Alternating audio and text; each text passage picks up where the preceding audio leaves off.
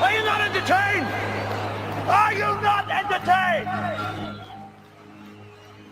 Is this not why you are here?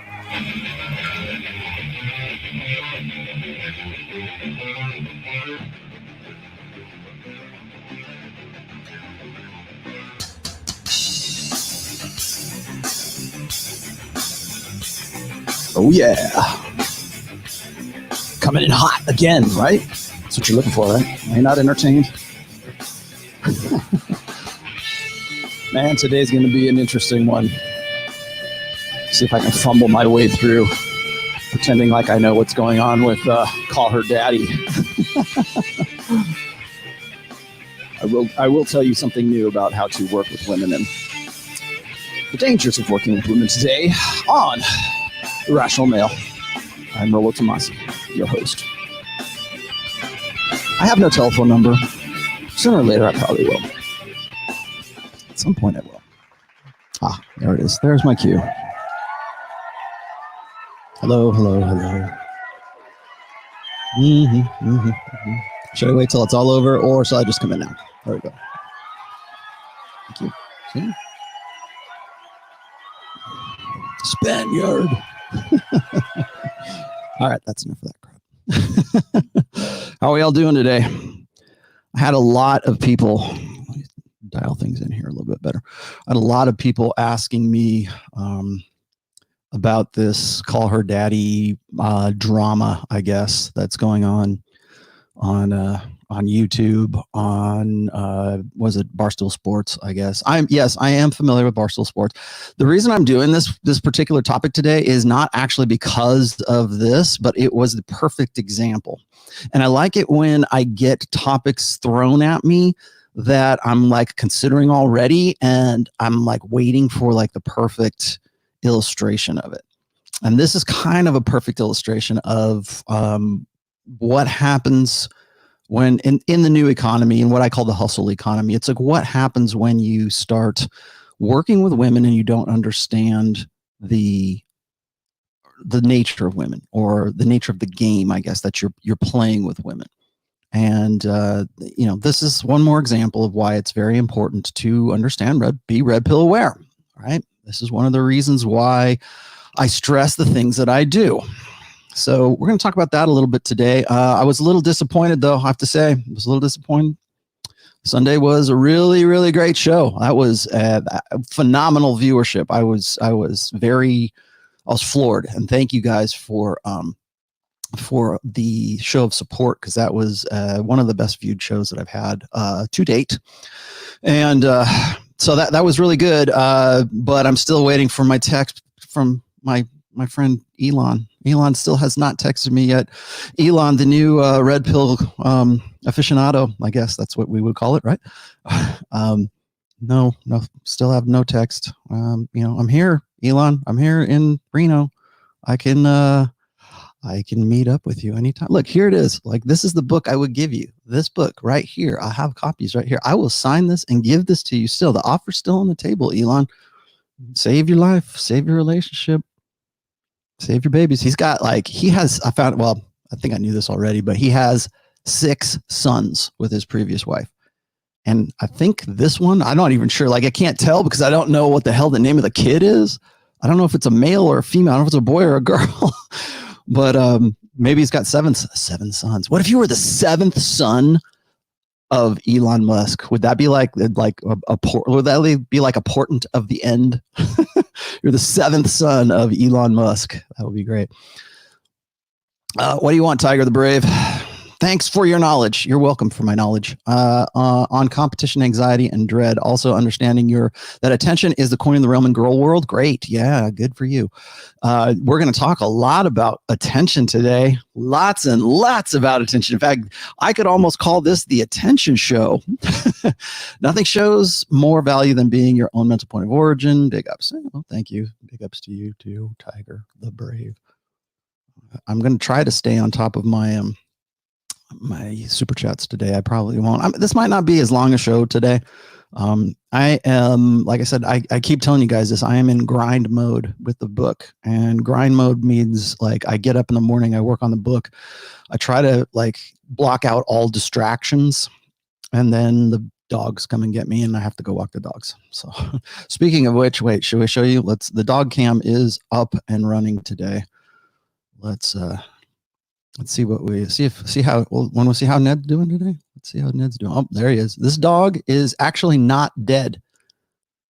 His name is Ned, but he is not dead. Wait, we got to do this so you guys can get the full effect. Hold on. This is that it? There it is. The Greyhound cam. Greyhound cam this morning, live from the studio. Well, across the studio. There you go. Now you can see what Ned looks like. He's sleeping. It's a windy day here today. I apologize for any like background noise that we're going to have, because we're going to have some background noise today. Sorry about that. Well, there you are. I'll switch back to him at the end of the show. See what he does. What's he doing? So, oops, man, there is an email coming in. What do you want? You want nothing. Okay, we're going to close you out today. So, anyways, I know everybody was giving me so much grief about I don't want to call it the Elon Musk show, because we weren't talking about it. We were talking about just get it, and how it is that guys need to just get, or how it is that women expect men to just get them. And that kind of dovetails into what we're going to talk about today when it comes to working with women. Now, just to start things off, if women imprint on the strongest male, how do you explain vegan females? Because those are weak ass males. That's how I explain that, Miska. Well, okay, let's start right there. So we've talked about this before. I think I've talked about this with Ryan. I'm very sure I talked about this with Donovan Sharp on his show. And there is a principle, and I'm fairly, I guess I'm on board with it. I'm very on board with it, I should say, that women tend to imprint on the strongest male that is in their vicinity, that is in their lives. And the way we kind of worked it out was if you get with a woman and she suddenly starts wearing your t-shirts, and she suddenly takes an interest in your music, and maybe she wasn't really into like death metal or country music or whatever it is that you're into, and then suddenly she take, I've always liked that music, or she starts she starts rooting for your sports team, right? Maybe she's not a, God forbid, suddenly she's not an Oakland Raiders fan. Now she's a San Francisco 49ers fan. That usually is a result of that woman imprinting, what we call imprinting, on the strongest male that is in her life, or the one who holds the most interest. I can't really say it's the most, I guess it's the most dominant personality of a male, but let's clarify things here, because that woman has to have at least some sort of baseline interest in that guy. And so she's got to have some sort of I think one of the maybe this isn't a mistake, but one of the dynamics of a woman imprinting on the guy who is the strongest guy in her life, and usually, hopefully, hopefully if you're sort of an alpha red pilled parent, a father, hopefully that's you for a while, and then you'll know you're doing your job right if she starts going out or starts looking for guys, or she starts becoming involved with men who are very similar to who you are and what you're about. And I think most guys, I'm speaking as a father of a daughter myself, is I want what's best for my daughter, right? I want her to be with a guy who gets shit done. I want her to be with a guy who can take care of her, and is dominant and has a plan, and all that other good stuff too. So it's like it's funny when we talk about like prearranged marriages, and I think I talked about this when I was talking about the monogamy and the poly thing. I certainly talked about this when I was explaining the existential fear of women, and that is to lose control over hypergamy. And that's why prearranged marriages are such a it's like the antithesis of women having control over their own hypergamy, and that's one of the reasons why romantic love is holds such an appeal, and that's our standard for like what real love is. It's got to be romantic. It's got to be her choice, and she's got to do all these things. And it's like, it's not like women know what they want, particularly at different times in their lives. And so what happens is you get feminists who will say, well, God forbid a woman make a choice for herself. Well, yeah, okay, go ahead and make your choice. All I care about is that you are responsible for the consequences and the results of that choice, of those decisions, and not to expect men to absolve you of those decisions. And this is important. You guys, I'm prefacing what I'm going to get into today because it's important to remember the dynamic between like the guy who is the most dominant dude in her life or the most dominant male in her life and why she imprints on that guy. Because from an evolutionary perspective, that woman is looking for a guy who can protect her, who can provide for her, who is parentally invested. He still has to be hot. Don't get me wrong. Well, at the end of the show, I'm going to tell you what we're going to talk about on Rule 0 on Saturday, and that relates to that topic, but we'll get to that. Definitely still has to have looks, has to have affluence, has to have status. I'm not saying that they don't, but I'm saying that when it comes to long-term investment, when it comes to the guy that she wants to sort of start a family with and settle down with, it's got to be the guy who is in some way in control of his world. And we talked about that whenever I talk about frame, I talk about that all the time.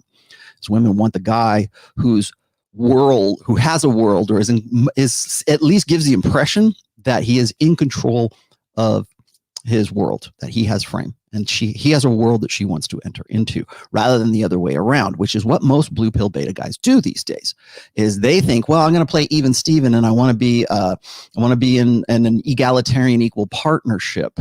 That goes pretty much against everything that your evolved nature has sort of predisposed you to for the last 100,000 years. Or what about? What do you want? Glenn Lawrence says, hey, Rollo, thanks for saving me from myself. I created a clip of Iron Rule number 1. I would like your opinion of it. Okay, fine. Email it to me. I plan on making clips of the rest of the Iron Rules. There's some guys that are already doing that. I've actually narrated one of them or two of them. I'm not really sure. Before you do that, Glenn, go and look on YouTube and just do a search for 9 Iron Rules of Tomassi. There you go. There's your deal today. Just to give a big shout out to Sam Bada. He is in the chat and is tracking super chats for me today and moderating. Thank you also. So getting back to what I was saying is, hold on. Bulletproof coffee. Once again, buttery goodness. So how does that affect working with women? When I talk about, when I have talked about this with Rich Cooper, when we talk about women going off to work or women making more money than their husbands, and how come that seems to be the catalyst. Of course, we never want to talk about it. We never want to research that. But there was a study not too long ago about how when a woman gets a rise in pay or she finds a rise in status in some way, like let's just say for sake of argument, you've got a couple and they're doing the egalitarian thing and they're doing the we're equal partners, right? And he's making some, what made him attractive back before they got married was probably like what he was. A job, came from a good family. He's not great, but he'll do. He's a good, average, good dude, good choice.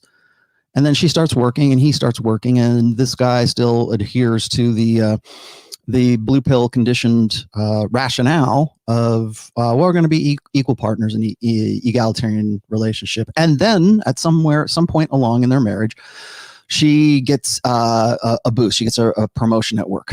She does something that like dramatically increases her earnings or increases her status in some way. Like maybe she moves from like say middle management to like the vice president of something, like for whatever reason. Maybe she's just sort of like a diversity hire or she's a gender hire, I guess.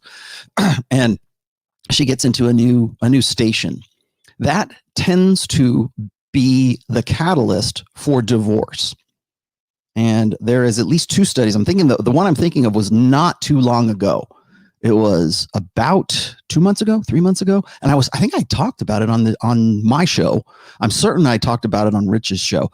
But of course, what happens is in those studies, they don't actually go and say, well, who initiated the divorce? They don't talk about that. They don't want to because they already probably know the answer. Or they did those studies and they don't want to reveal the stats. And in most cases, we already know that women initiate 70% of divorces. So we know that that's, getting that boost in pay or that boost in status, that boost in power. Meaning, and as you know, I'll say it again, my definition of power is that it is not the extent of control you have over other people. That can be a an element of it or an associative part of power, but power is defined by how much control you have over your own life and the decisions that you can make over your own life, the direction that you have over your own life, and where you can go and what you can do. And one of these days, I'm going to do a full episode on just power dynamics, and I'm kind of hesitant to do that because I'm a little wary of doing something that sort of steps outside of the red pill realm with respect to intersexual dynamics. But in this case, in what we're talking about today, power is a definite thing. It is something that you have to take into consideration, particularly when you're working with women or you're married to a woman who gets into a situation where she's making more money. Because what happens is this. Remember what we said about power dynamics, where we were talking about like how a woman imprints. And thank you for that, Miska. This is exactly what I wanted to talk about today. Imprints on the guy who is the strongest alpha in her life. So now you've got this situation where this woman is going to work. She's got more responsibilities. She's in a better position of authority at work. And she's only working with guys who are above her, but she's responsible for people who are below her. Like I was watching, what was it? Sheryl Sandberg had some interview. I want to say it was on CNN or something like that. And she was talking about, oh, women are reaching burnout. We're all reaching burnout right now. We need to do something. No, we don't. The fact, if you're burning out in the workplace, that's something that you need to settle and you need to figure out for yourself. Not change the game, not change the nature of the business. That's on you. How many guys reach the state of burnout and nobody writes articles about, oh, men are burning out? Nobody cares. When a woman burns out and she's in that same role, then we care. But why? Why not? Well, she's put into a position where maybe she's unprepared for it, or maybe it's more responsibility, or maybe she's dealing with guys who are still in control of the situation where she's at, but she has a degree of authority. Now that you get that woman, she goes for, let's just say, she's working 8 to 10 hours a day.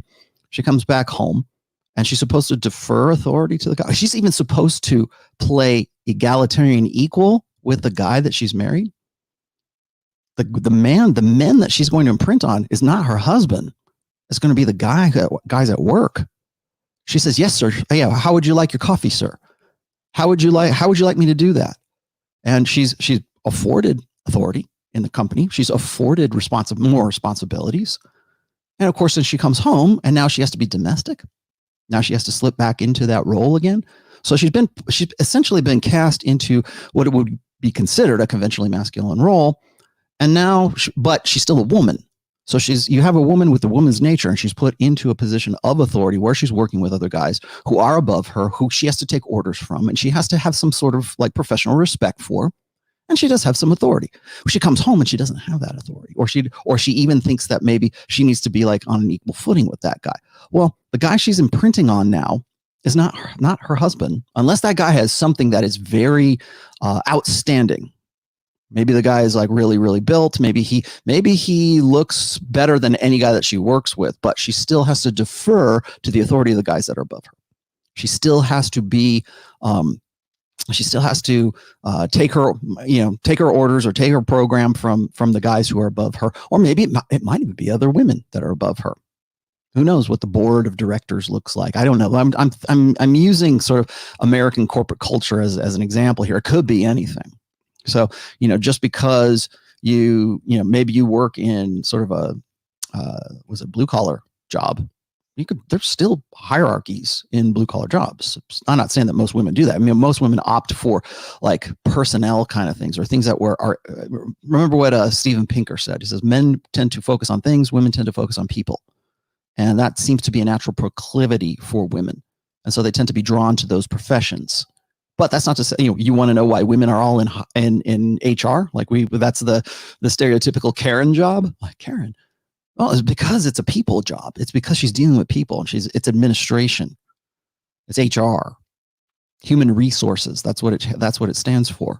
So she's dealing with people, and HR is really sort of this almost like Gestapo of American work culture right now. Yeah, they got to be really. I mean, why does HR exist? It's to protect the company from lawsuits, and HR exists to protect the company from the employees. That's what it's about. I really need to get Josh Fluke on here so we can talk about sort of gender dynamics in work culture. So Josh, if you're watching, I definitely want to get that show going with you. Boy, I got dark in here. Hang on. There we go. Adjust my brightness.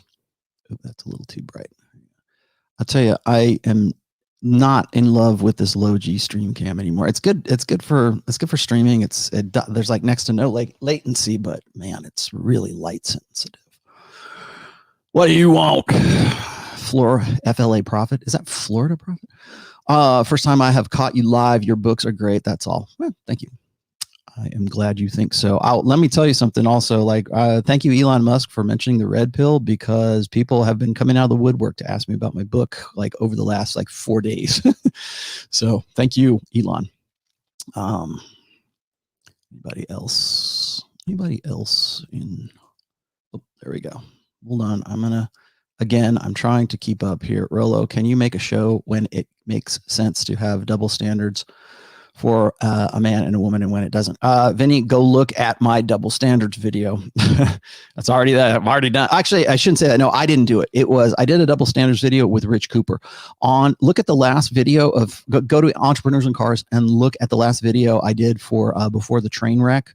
It was only 2 weeks ago with Rich. I talk about exactly that, Vinny. So that's your suggestion. I go into a lot of, as you might guess, I go into a lot of depth in that. In a 7-year LTR with a great girl, I'm 26. Monogamy came too soon. Long struggled with lust. Oh, man.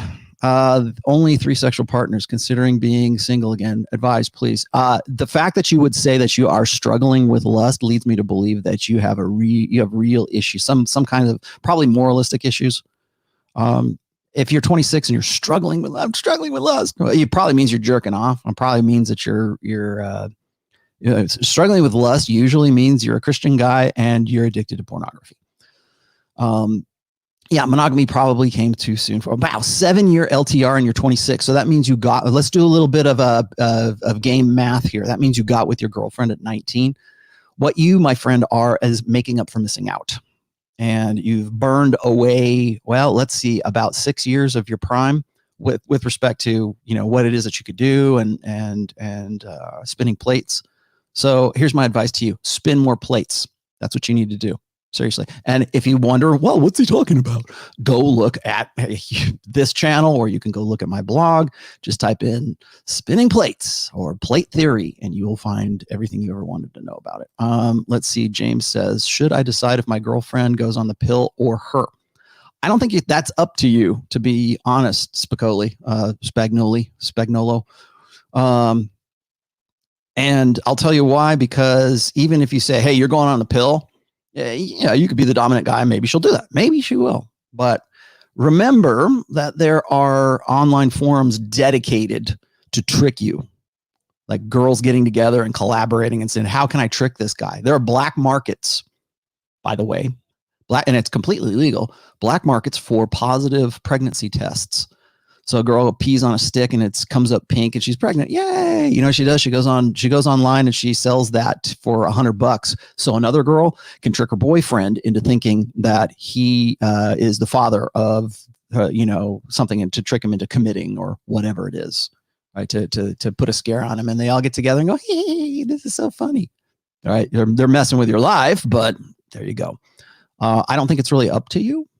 So, your authority ends at when she leaves the house or when she's in the bathroom, right? With respect to that, she can tell you she's on the pill all day long, unless you're sitting there with a stopwatch and you're the one holding her pills and saying, take this pill right now.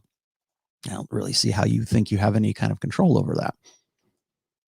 Randy says, Megan Fox did a music video for MGK as a sexual prop prior to her divorce. Wow, Megan Fox got divorced? I didn't know that. I think she had a kid. I think I gave up on Megan Fox as being sort of like this little, sex pot. Once it's funny is once a woman gets pregnant, like a famous woman who's hot, I think her sort of her marketability sort of declines. Like suddenly she's not the girl that you put the poster that you put up on the wall in your garage. She kind of, okay, yeah, well, she's got a kid. Now she's a mom. Megan Fox is a mom. Chris Puckett says, a good book on corporate HR is corporate confidential. Check it out. Okay, I will. Now that sounds pretty good. What is the solution if she starts making more money than you? Get ready for the divorce. First off, fine. Okay, here's what you do. And I didn't really want to get into this too deep, but this is actually a pretty good question for today's topic. So what do? You have to find some way to separate yourself from the herd. Okay. And you say, well, I don't want to do that. She should just love me for who I am. Well, thank you, Mr. Blue Pill Idealist. Yeah, she should. She should in a perfect utopian romantic ideal world. Yeah, she should. But no, that's not the way it's going to work out. There's got to be something that separates you from the guys, the dominant guys. And again, I can't give you a set in stone formulaic like prescription. Here's exactly what you do. You just kick her out the door and you're done. Forget it. That's not, no, it's like, I don't know you. You don't know me. I don't know what your woman is doing. I don't know what kind of job she's got. So you have to be the guy who's smart enough and observant enough to figure that out for yourself. You need to be the guy that goes, okay. So she's not the executive VP of, a multi-million-dollar casino down in Vegas. She's suddenly the VP of, gourmet cupcake company or something like that. I don't know, whatever it is. The difference is like, you got to understand that and regulate that and understand what you need to do if that's what you want to do. Like I got so many guys that will hit me up and they'll ask me like, I've been awakened while married, and I'm going to do that show, by the way. I know I got a suggestion for that. Somebody said, well, you should do a show about what happens when you got red pilled and you've been blue pilled and you got married and you made all these bad decisions. Well, I think Ryan Stone would be a good guy to talk to about that. But like on Married Red Pill, it was called Being Awakened While Married. And so what do you do when you're awakened while married? Well, you have to ask yourself some tough questions. What do you do when your wife is starts making more money than you? You need to understand that the reality of it. First of all, first and foremost, you need to be the guy who goes, okay, I get it. I know what's happening here. So do I want to head it off at the pass, right? Do I want to nip it in the bud? Do I want to make sure that there's not going to be any problems as a result of this? Or do I care, right? I mean, why am I even doing this show? There's black pill MGTOW guys who are going to go, well, who cares? Who cares about it? Who cares? You do. You care because you're asking a question, and you care because you're watching this show. So obviously somebody cares about, dealing with understanding intersexual dynamics. But that's what you have to do. Most guys, I'll tell you what, Jay Powell, what guys do is they rationalize things away. They go, oh, she would never do that. I know my wife. She would never be that way. She would never do these things or do that. I'll tell you what's funny. When I met my wife, and I don't like giving personal, anecdotes here because I'm not you, but I'll tell you what I did. And when I first met my wife, I had like 2 nickels to rub together. I had a beat up white Toyota pickup. I had some amps. I had a few guitars. And that was probably the extent of my liquid assets. I mean, I was doing stuff. I had a lot of potential back then when I met her, and we started dating non-exclusively. She was really a plate, and she was the best plate that I had. But she was a plate. We were dating non-exclusively, and she was seeing other guys, and I was seeing other women at the time. In fact, I was seeing women that she knew that I didn't know that she knew. But she was a medical professional, and she was used to dating guys who made substantially more than a poor ass long-haired musician was making at the time. But I was the guy that beat out these guys who made a lot more money than I did. And she made more money than I did at that time. I was just teaching at a community college when we met. But yet still I was somebody that she wanted to, be exclusive with. Eventually she wanted to be exclusive with. And I said, okay, fine, let's be it. And so how did I do that? How did I in some way outwork or out attract guys who are making way more money than I was? And I'll talk about this also on Saturday when we talk about a lot. I'll just say it right now. We're going to talk about looks, money, status, and game on Rule Zero. It'll be on Rich Cooper's channel, and we'll talk about this. I'll go into more detail on this and on this story in specific. But how did a guy like me who was 27, 28 years old at the time beat out these guys for a very attractive woman? Let's just say most of you guys would probably rate her at about an 8.5. Maybe some of you might even rate her as a 9. back then. I remember in our 20s, so our late 20s anyway, well, mid to late 20s. How did a guy who was basically broke and didn't have much, well, I mean, I had social proof, but in a different context, but certainly not in the context of the guys that she was used to, dating. How did I win? How did I beat it? How did I win all that? Right. Well, did I win? I don't know. I think I did. How did I do that? How did I beat out these guys who made more money? Well, I had something that those guys didn't. Right? I had some quality, some feature. I had game. I had something else that was going on that beat out all the guys who were above me. Right. So you've got this guy who's now we're back to our figurative scenario here. You've got a guy whose wife, suddenly she makes a whole lot more money, and suddenly she's sort of a different person. She becomes a different status because she's making more money and she's got more authority. How do you compete against something like that? Well, what you got to do is you got to find some way to separate that. You've got to have something that those other guys don't. And maybe I don't know what it is, because again, it's your contextual situation. So some guys they just go to hell. Most guys are blue pill. And so they say, she's in love with me. I read to the kids. I do their homework with them. I take them to band practice. I take them to soccer practice. I take them to Little League. I do all kinds of stuff. I have lots and lots of relational equity. There's no way she would cheat on me. I have insurance against hypergamy. No way. Yeah, and these are the guys who are signing the divorce papers probably within 6 or 8 months. At least statistically, that's when the divorces happen, according to the research that I've seen. So you've got to find something. So what I suggest most guys do is either you've got to up your game in some way, and maybe that's it. Sometimes the easiest way to do that is physically get in the gym and look better and be more dominant at home, and say, you know what, I'm going to take care of my business, so you're taking care of your business, and you've got to realize the game that you're involved in. Most blue pill guys don't. They don't want to. They want to rely on this touchy-feely emotional crap that they've been sold. She would never do that. And then suddenly, and I talked about this with Donovan, like when she's imprinting on more dominant guys, and suddenly she takes an interest in those dominant guys' pastimes, their music style, what they like in music, the art that they like, the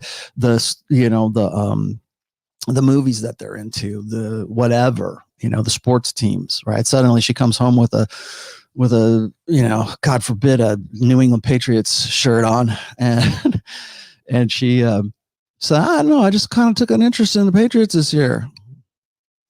You don't like football? No, you don't know that about me. I've always liked football. Yeah. Well, when those kinds of changes happen, that is a behavioral manifestation of something that is changed in the. And what's funny is as a guy, your peripheral awareness picks up on these inconsistencies, and your instincts scream. That's why you mate guard, and that's why you feel jealousy and you want to snoop and you want to do the reason why you want to do that is because your peripheral awareness understands that there's some kind of irregularity in the patterns you expect to see in your woman. And so now, they're just screaming at you and you're like, oh, don't worry about it. Oprah told me that, it's you just open communication solves everything, and they'll sign this divorce paper. Right. There you go. Sorry. That was a very long-winded thing. Let's see. What else do I have today? All right. Can I please get back to the main topic now? Wow, Rollo, we think alike. I always said that about young and hot, popular, famous women. Once they have a baby, they lose to attractiveness. Yeah. Well, I mean, I think what's funny about that is I think on some level of consciousness, maybe on men's lizard brains, on our hindbrain, when we see a woman who has already had a child, I think there's something that we naturally, and I probably should explore this maybe in a blog post or something like that. I think there is something in a man's brain that when he sees the mom, it's not revulsion, but it sort of like writes her off as a sexual opportunity, because it means that she's already fulfilled her biological function with another guy. And I think on some level of consciousness, on some instinctual evolved level of consciousness, men see that and they go, Megan Fox, she was so hot. Now she's got a baby. Ugh. Even if she's single, even if suddenly she's like, okay, I divorced my husband, I've had a baby, but I'm on the market again. Or what was it? Charlize Theron was talking about that at some point, right? It's like she doesn't have a kid. She has a kid that she adopted, but she doesn't have a kid, like biological kid. And I think on some level of consciousness, guys kind of like, you know, and women like lose their minds because hey, you need to be a real man, step up and be not the stepdad, the dad who stepped up. No, my instinct and my hindbrain and my peripheral awareness says, don't do it. What do you want? I have an alpha mindset, but I act like a blue pill because I was raised with a single overprotective mom. How can I act congruently with my mindset? Change your mind about yourself first and foremost. And the best part of that is, you know that that's why you have that. So you need to work on internalizing like red pill awareness is the first thing that you need to do. And then become your own mental point of origin, not your mom. Remember what I said? I've said this 1,000 times. You're great. Thank you for this great example. Here's an example. Your mental point of origin is your overprotective mom. What's mom going to think? Oh shit, I crashed the car. What's mom going to think? Oh man, you crashed a car. You know, it's you. No. What mom? What's my wife going to think? I'll never get a girlfriend because I crashed the car. That's what I mean by mental point of origin. Your mental point of origin is always on whatever is the female correct way of serving the feminine imperative. Change your mind about yourself and about that. Next. Jesus Christ, you guys are killing me with this shit. When I ran my towing company, I hired women to work. Thank you, Renegade Show, for steering us back on course. I hired women to work the front counter because I didn't want a woman whose car had been impounded to claim we had offered to release her car in exchange for sex. And what do you want, Mr. C? As long as women continue to have increased managerial authority in the workplace, I don't see how this won't adversely affect their acceptance of a man's leadership and their romantic. Yeah, well, that's the thing, Mike C or Mr. C. And lots of people will say this. I'm not saying anything new that any MRA, well, not MRA, but certainly any MGTOW, certainly any red pill guys, we figured this out a long time ago, is why would a woman come home from a high status job, deferring authority to the men that basically control the company? And why would she come home and then defer the authority to her husband who makes less than her? I'm sorry. And in some ways, money does matter, particularly in long-term relationships. Now, like I can make case after case about how money is not the be-all, end-all when it comes to women. Yes, you can go buy a prostitute. I live in Nevada. Trust me, I know you can go buy a prostitute here. It's legal and safe, right? Because you can, they're all tested. You can buy a prostitute. You can get into sugaring. You can get into OnlyFans. You've got money. Women will tell you whatever the hell you want to hear. They are more than happy. They will spread their legs and put on the best damn show in the world. But you cannot make a woman want to bang you because you have money. That might be icing on the cake. That might be some sort of, let's say incentive, but you can go buy a prostitute. You can't make that prostitute want to have sex with you. So, and she might put on a good show. And for a lot of guys, they don't care, right? They know that it's all about the transaction for them, and they accept that. And if you're cool with that, then go to Southeast Asia and live with 6 or 7 girls who say, "I love you, daddy. I love you." Yeah, of course they do. They love you until the money runs out, and then they'll go find somebody else because your entire relationship is based on a transaction. And if that's cool with you and you think you can, sustain that till the day you die, okay, maybe so, but it's transaction. It's not based on genuine desire. So, but how, again, how as a guy do you compete with guys who your wife, your girlfriend, whatever is working with, and they have more status than you? And, that builds a woman's ego, particularly women who think that they're alpha females, right? No, you're not an alpha female. You're an alpha male with a vagina. That's what you are. Because you've entered into a male dynamic, into a male space. And of course, women try to change things. That's why Renegade Show was saying that.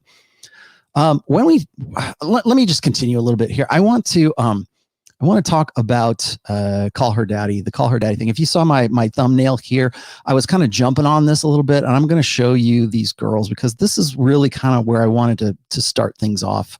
Where did I put that? There it is. These are the girls. Can you see that? These are the girls from the Call Her Daddy podcast. The Call Her Daddy podcast doesn't have that many. I mean, I think they're about 250,000 subs, and they just like overnight exploded in popularity.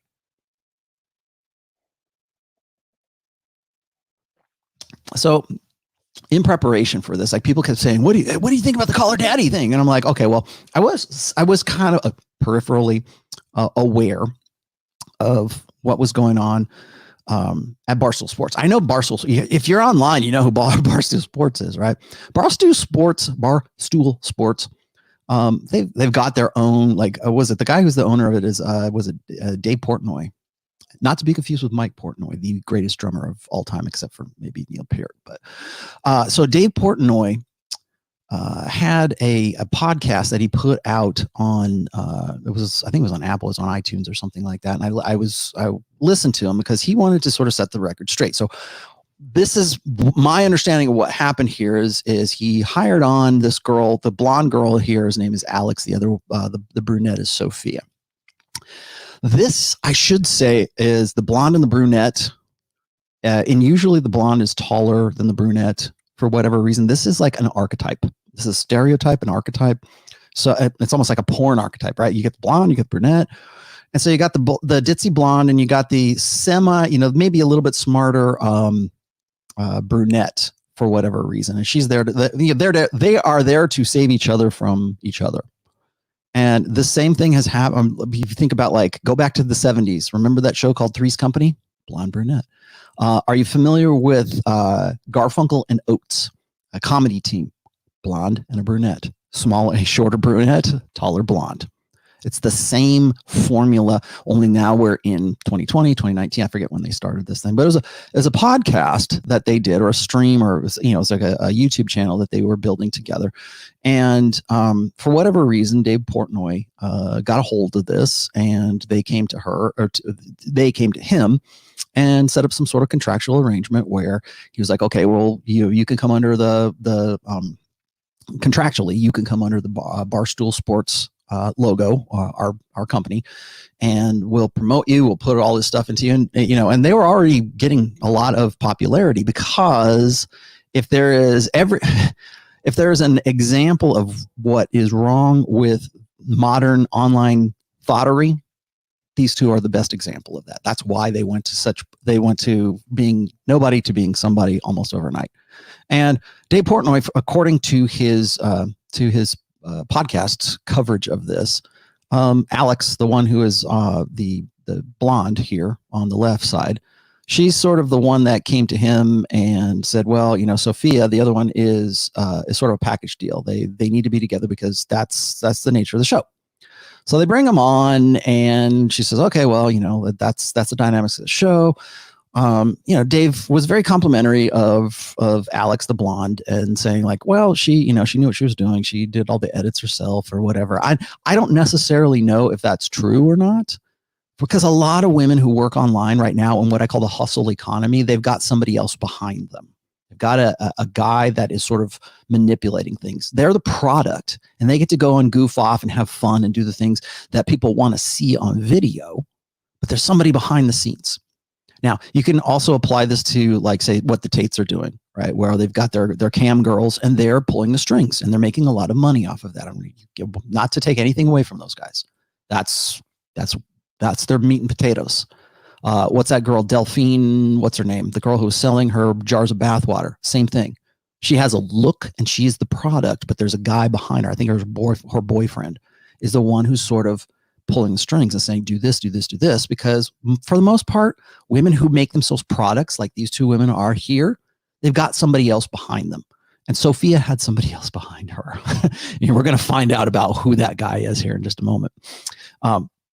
So anyways, for whatever reason, you've got your business model is kind of dependent here. If you're a guy, here's a guy who, Dave Portnoy, who has decided that he is going to take these two women on and allow them, for whatever, to sort of be in his frame, right? To come into his company and to, we're gonna push you, we're gonna make all this, but that comes with some caveats. That caveat is, I get the IP for Call Her Daddy, I get for whatever. like you're going to do these X amount of videos, and it's a contractual arrangement. And both of these girls go from making probably not all that much money to making like $500,000 a year. Like I think Alex was something like $550,000, and even Sophia was like 400 and something, right? So close to $500,000 a year. And things are going great. They shot up like crazy popularity, as you might guess. I don't know the demographics. I would suspect that a lot of their popularity, of course, they're good-looking girls, right? I mean, they're the typical thought, right? The typical, fake boobs, big lips, look like Bratz dolls, right? More or less. And that's a thing. And women, and young women like to see other young women mouthing off and living the life, and throwing money out, money to burn, and going to exotic places. And it's sort of that live vicariously through her. And there's an attention, like when we were talking about before, there's an element of attention in this, because I keep saying, attention is the corner of the realm in girl world. So you got these girls who are like, they're making money off, and a lot of money off of generating attention for themselves. It's like the perfect, it's like a guy who becomes a porn star and makes millions of dollars for like actually, banging hot chicks all the time. It's what he wants to do anyways. And it's great that he can make a lot of money doing it. Well, here you have women doing what they want to do anyways and making a lot of money doing it. So yeah, I mean, there's an element of I guess personal or hedonistic, if you want to call it hedonistic. I don't want to get, I'm not going to make moral judgments here, but if you can call it hedonistic, it certainly is. Wouldn't it be great if you could make a lot of money off of hedonism? It always sells, man. I know. I worked in the liquor industry for 25 years. We got porn. Well, the only thing I haven't done in my life is probably pornography. I've worked in gambling and I've worked in liquor for a very long time. And I started to do this, right? I'm trying to clean up my act. But so you got these two girls who are, working for Dave, and suddenly troubles come. And for whatever reason, they want to get out of their contractual arrangement. Their contract was for like something like 3 years. And it's not even 8 months. And they're like, well, we want to renegotiate our contract because, we're making so much money now. We're so popular. They went insanely popular almost overnight, like overnight sensation. That's these girls.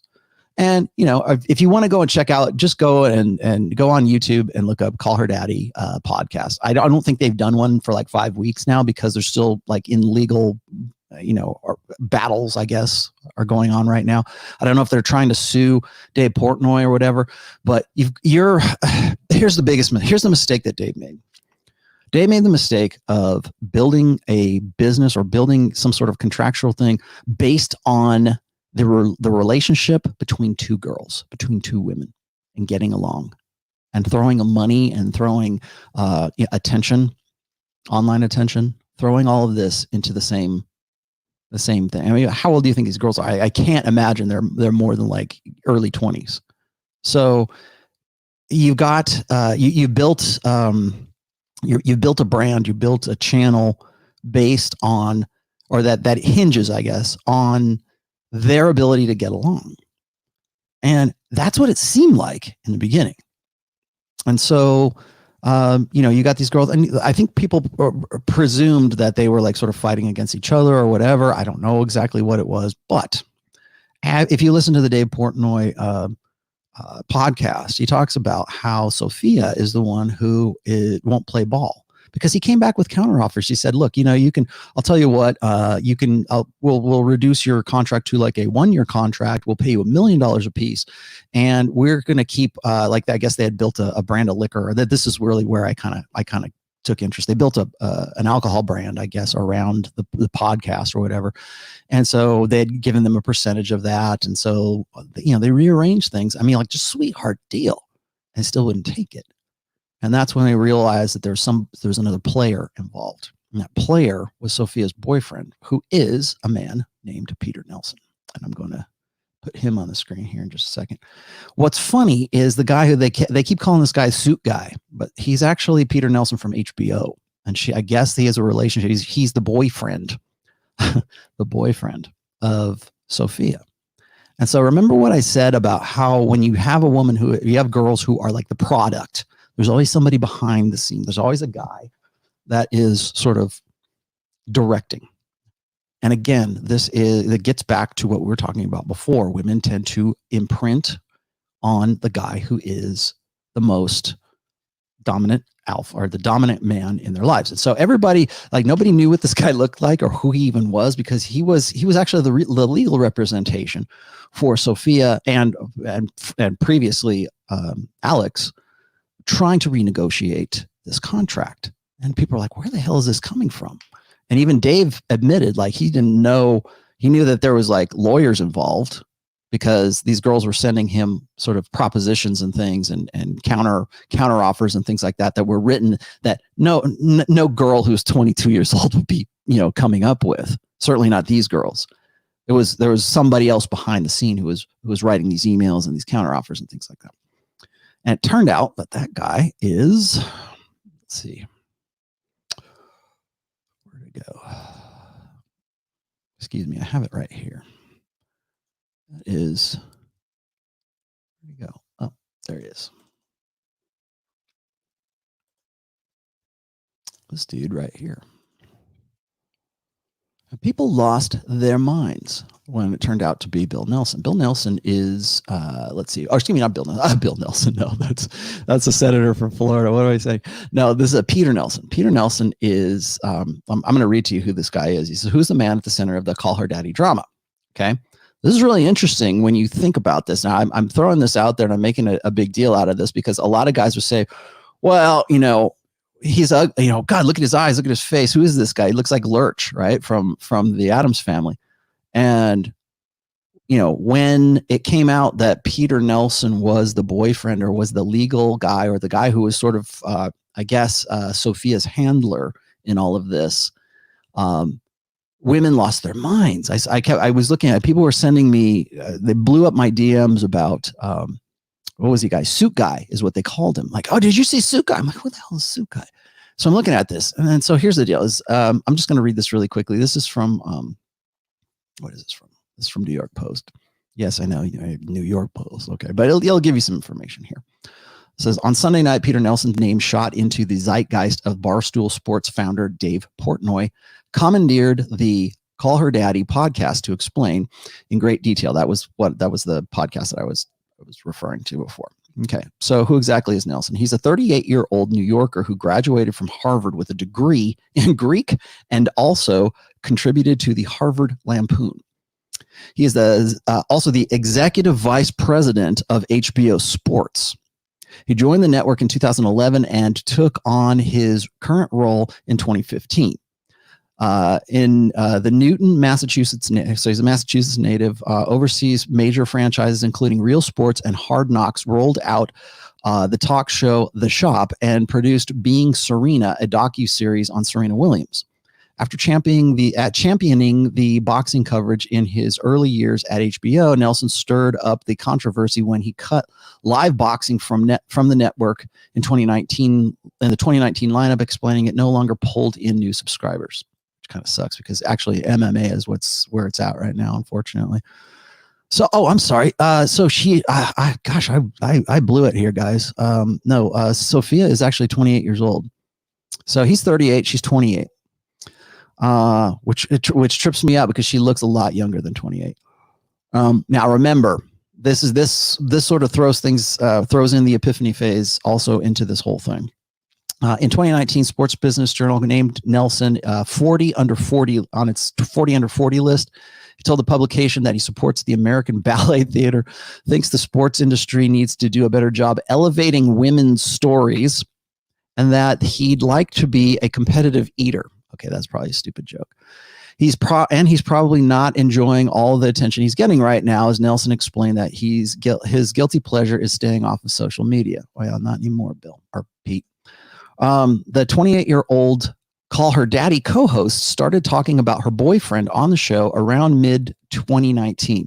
It's unclear how the two met, but they were photographed together in April last year at the Village Fit, a fundraiser for FET, the fundraiser for hipster Brooklyn art space Pioneer Works. Okay, boy. see.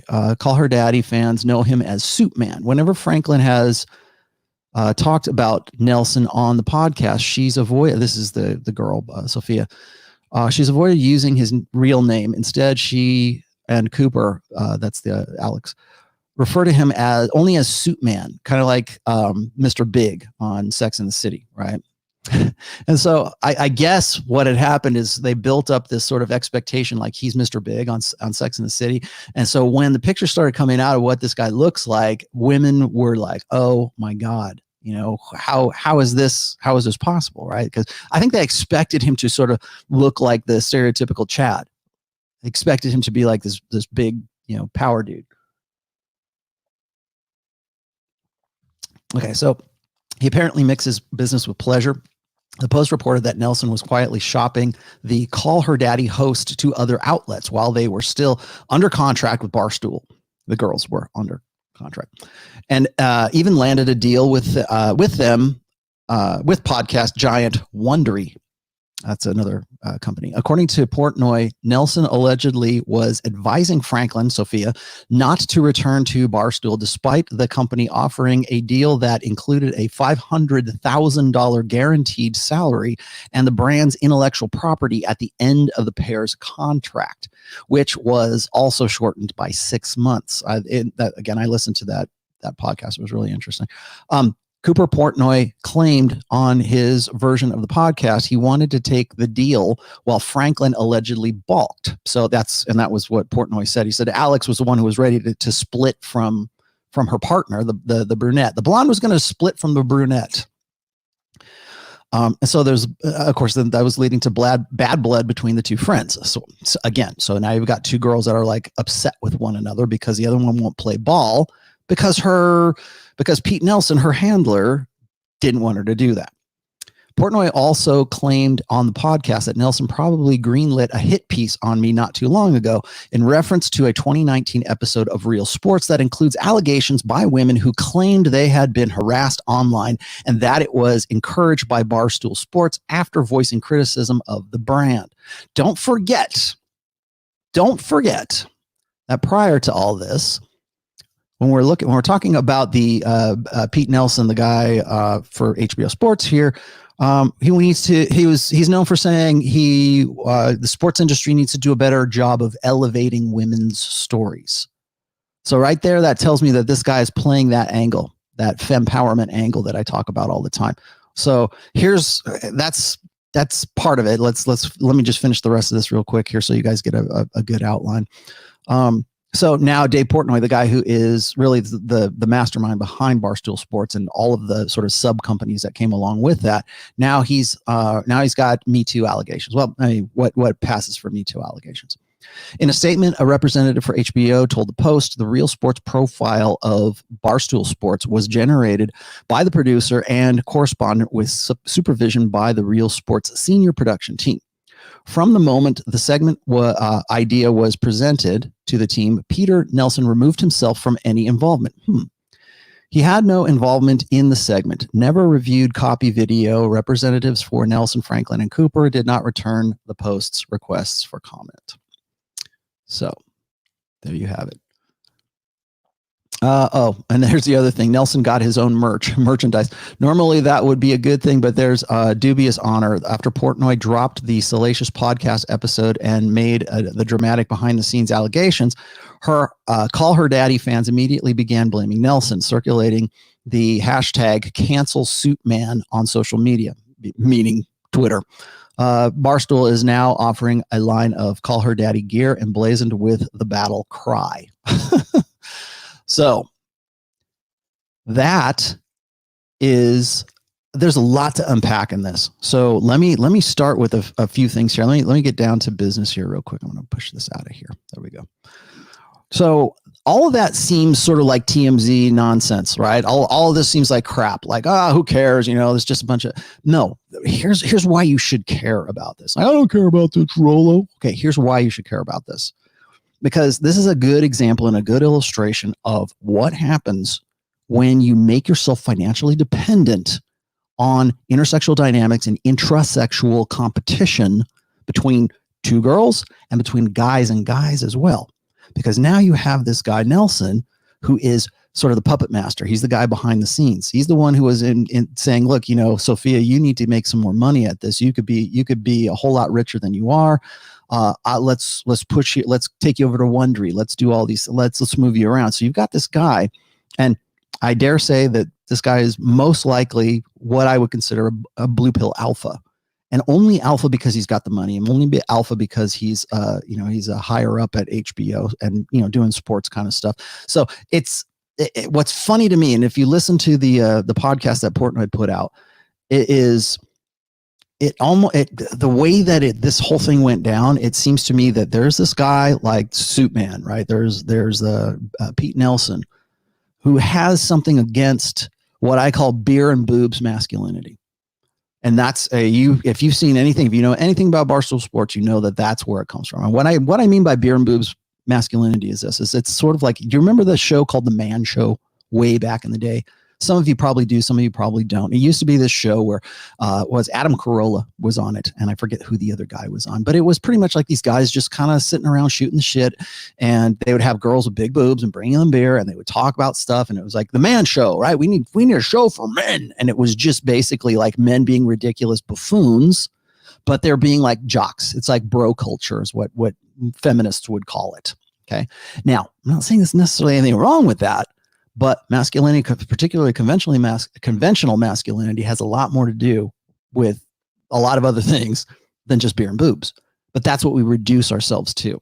Now, that's particularly, certainly back in the late 90s through the mid 2000s, that was a popular thing.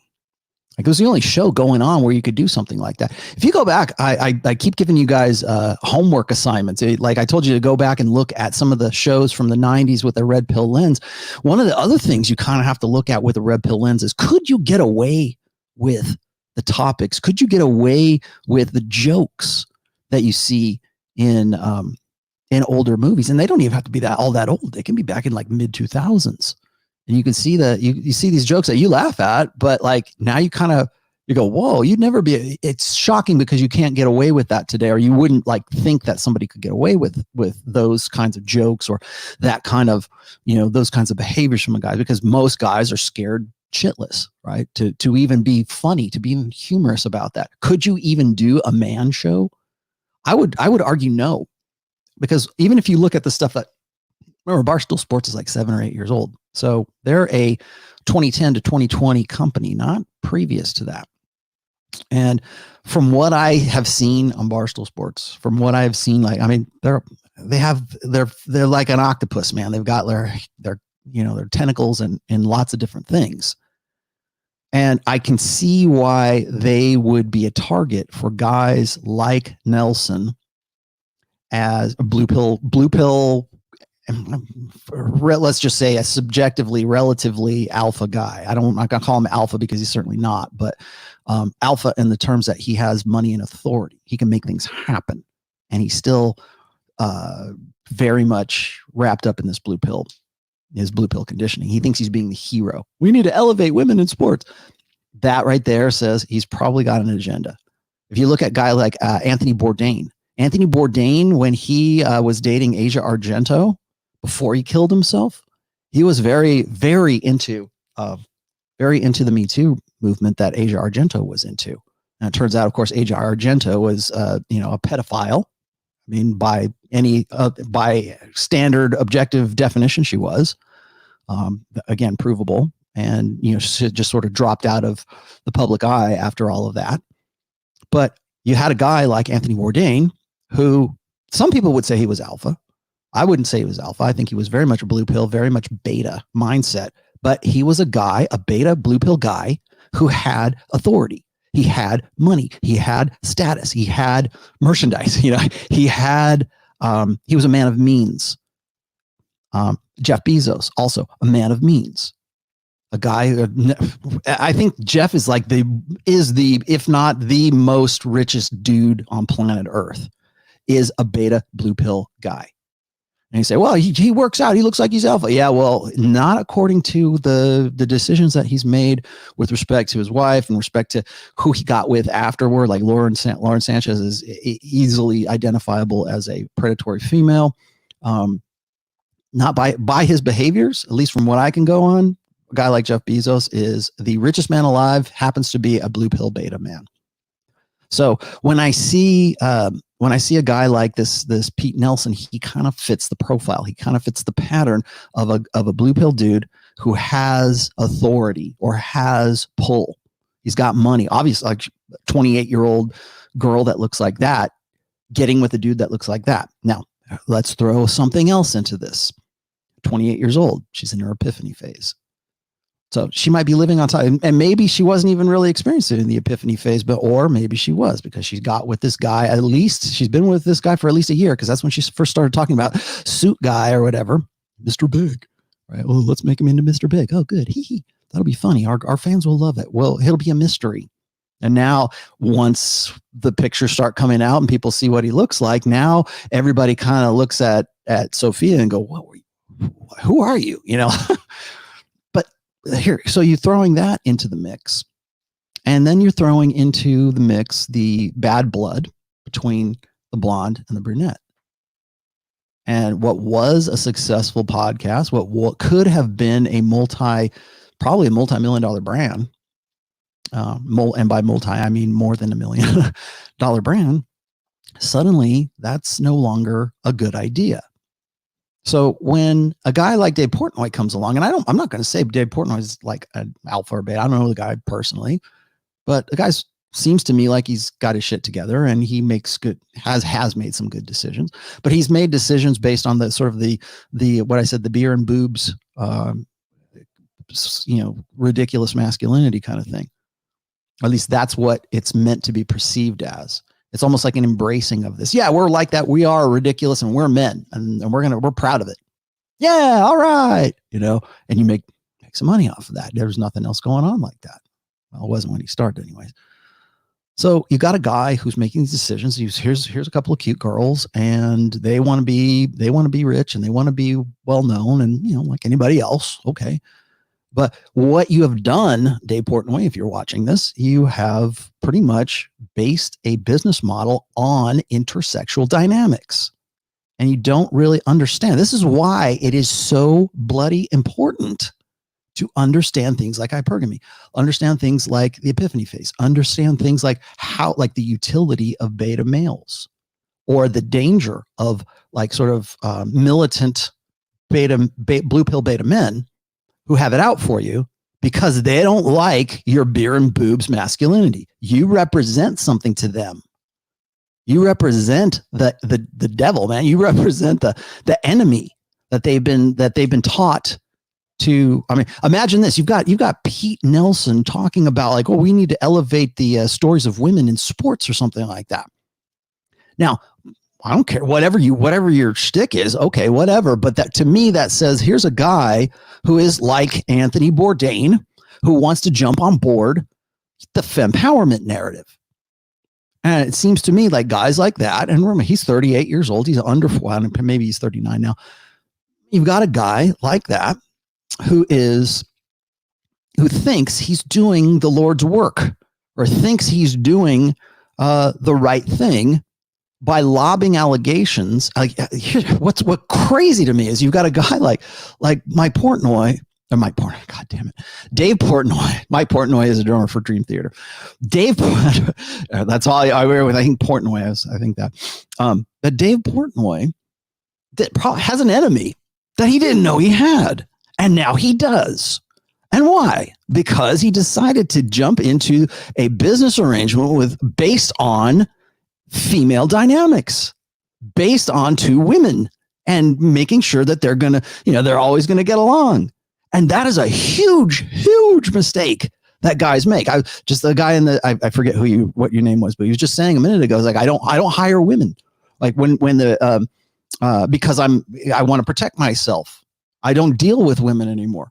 Like, remember right after the Me Too thing started really getting some traction, you had these stories coming out on, granted they were probably on like the Daily Mail or something like that, but you had these stories coming out about how men in business didn't want to hire women because that's a liability. I got a small business. You can be belly up and you could never work again. And your career might be over. And anybody has to do is a simple Google search to find out why you went bankrupt. And even if you're completely absolved and you're completely exonerated from any kind of like assault accusation, they don't even have to be charges, accusations, harassment, whatever. It doesn't have to even go through the court system. It's just enough to, in 2009, he was accused of, but nothing ever happened. But it doesn't matter because most people don't want that stink on them. They don't want the stink of anything that even like smacks of a bad HR suit. And so after the Me Too, the popularity of Me Too became what it was, then you have these guys who are like, I don't have anything to do with her. And you have guys who are now still in the American, corporate culture, and they don't want to do anything with women. I really need to get Josh Fluke on here because he did a very good series about like just sort of the inconsistencies in American corporate culture and like how easy it is or like what is it when women get into American corporate culture. And this was my analysis of what he was doing. So I don't want to take anything away from Josh, but my analysis was this: is he was making these comparisons of how an American, like a kindergarten room or a preschool, looks very similar to American corporate culture that has been sort of assimilated by women. And so you have a business that was built and created by men as a male space with a meritocracy, like ostensibly, okay, but it's supposed to be. I mean, that's the idea. That, when you had guys who are forming companies, it was a meritocracy. You do a good job, you get paid more, that kind of stuff. Like that's the advancement thing, right? There's no egalitarianism in capitalism. There's no egalitarianism in the status of, I'm deferring to this person. My supervisor is this. There's a hierarchy in American corporate culture. There's no egalitarianism in it. But women want egalitarianism. They want things to be more like collectivist or socialist. You want to know why socialism is such a big draw and so attractive to women is because women are naturally collectivists. And so what happens is when women get into those American work cultures, they get into a company, the first thing they want to do is change it so it's more comfortable and convenient for them. So it becomes not about the meritocracy and not about profits so much as it is about, well, we need daycare here, or we need a ball pit, or we need to have something that foments, corporate unity or whatever. Don't give these guys a raise because they did a good job. No. We're going to have company talent shows. We're going to have balloons and cake, or it's bagel Tuesdays. Come on out to the commons and we're all going to sit around and chat. It's this coffee clatch kind of ideology that women bring into the American work culture. And now it's not about profits or shareholders. It's about making things as, women got to be here for 10 hours. So I might as well be as comfortable as I can. Hey, I got an idea. Let's paint the walls these wild colors and put giraffes on the walls and make a ball pit over here. And we'll put balloons and it'll just be like a preschool. And then at least it'll seem like it's a good time in this place that I want to go, even though I don't want to go. So you want to know why American corporate culture, and Aaron Clary is going to love this too. Again, hi, Cappy. But it's true. And I think Aaron had a really great article about women like sort of infiltrating American corporate culture. And Aaron's, advice is let them have it, because it's not what it used to be. It's not what they think it is anymore. And certainly not in a post-COVID, post-virus world anymore. It's not going to be.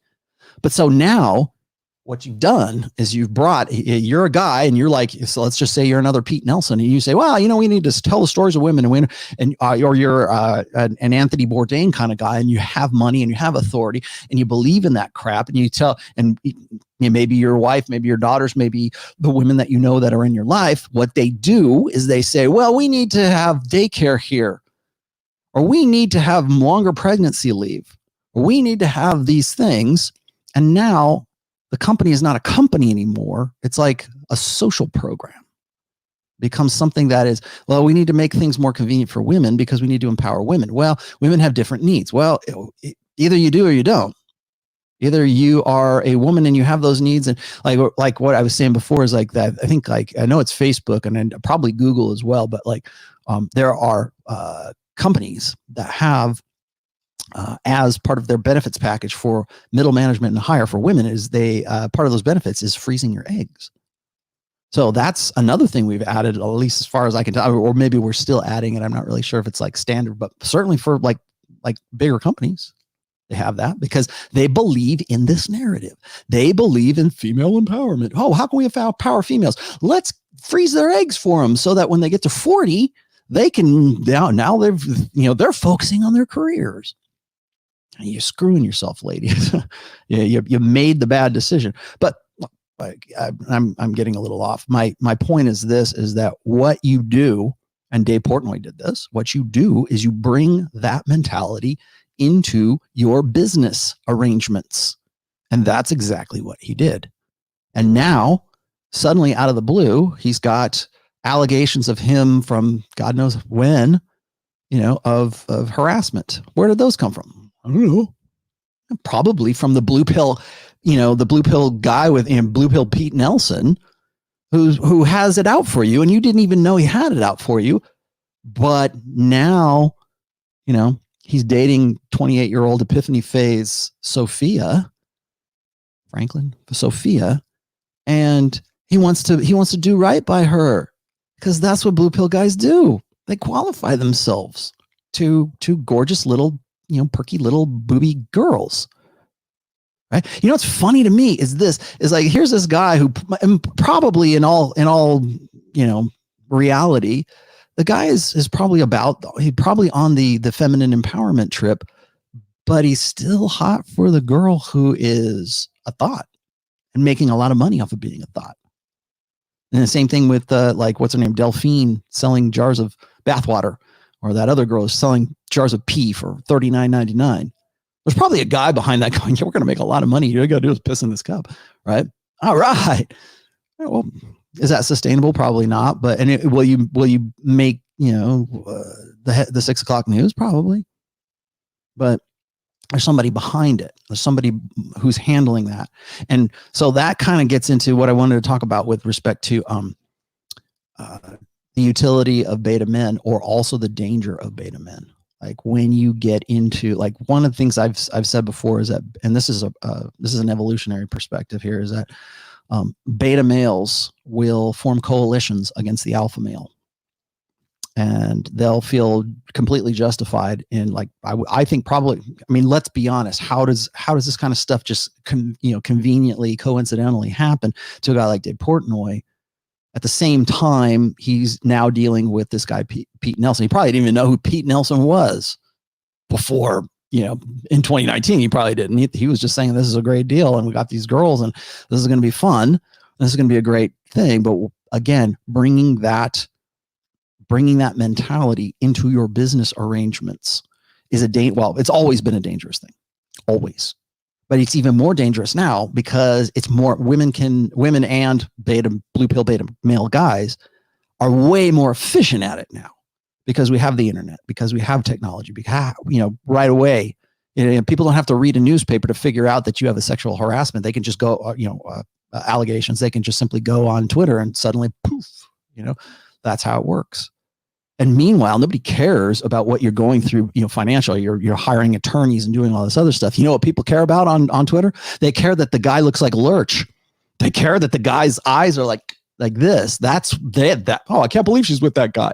That's all they care about. Meanwhile, you're trying to save your company because you screwed up, because you brought women in and you don't understand the dynamics behind them and working with them. Now, I have worked with women pretty much all my life because I worked in gaming and in liquor. I've worked with women.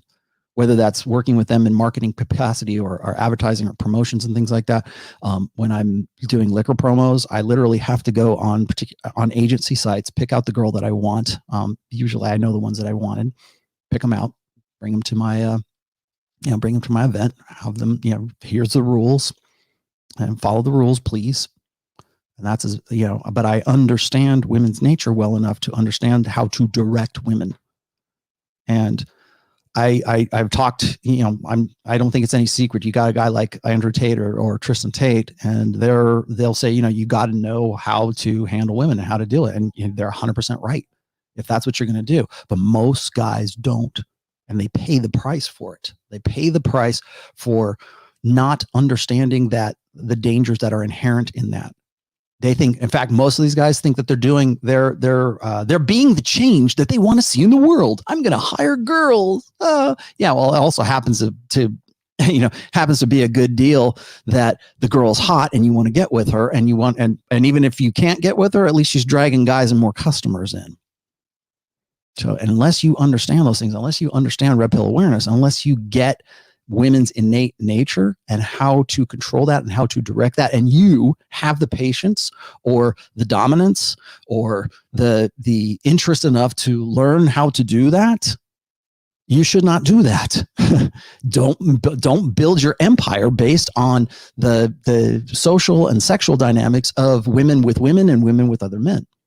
Because you'll find it, and it's not just women. Like, I'm sure these girls, if Sophia had never met this guy, Pete Nelson or whatever, they probably still have a very successful podcast, and they'd probably be, giggling and doing their thought thing and everything else. And people will be eating it up, and he'd be making a lot of money. They'd be making a lot of money, and everything would be great. But you know what screws it up? Women's nature and blue pill beta men's nature, their heroic white knight nature. I'll guarantee you that if you met this dude, if you knew anything, if you got any deeper with Pete Nelson, you would find out that the guy is pretty much a blue pill white knight. I will guarantee it. And he probably thinks his ship has come in. He's got this hot little, firecracker of a girlfriend, and she's with him because maybe he is the most dominant guy in her world. Maybe he is the one. Like she didn't want to play ball because the lawyer, Pete, whatever, said don't play ball with you.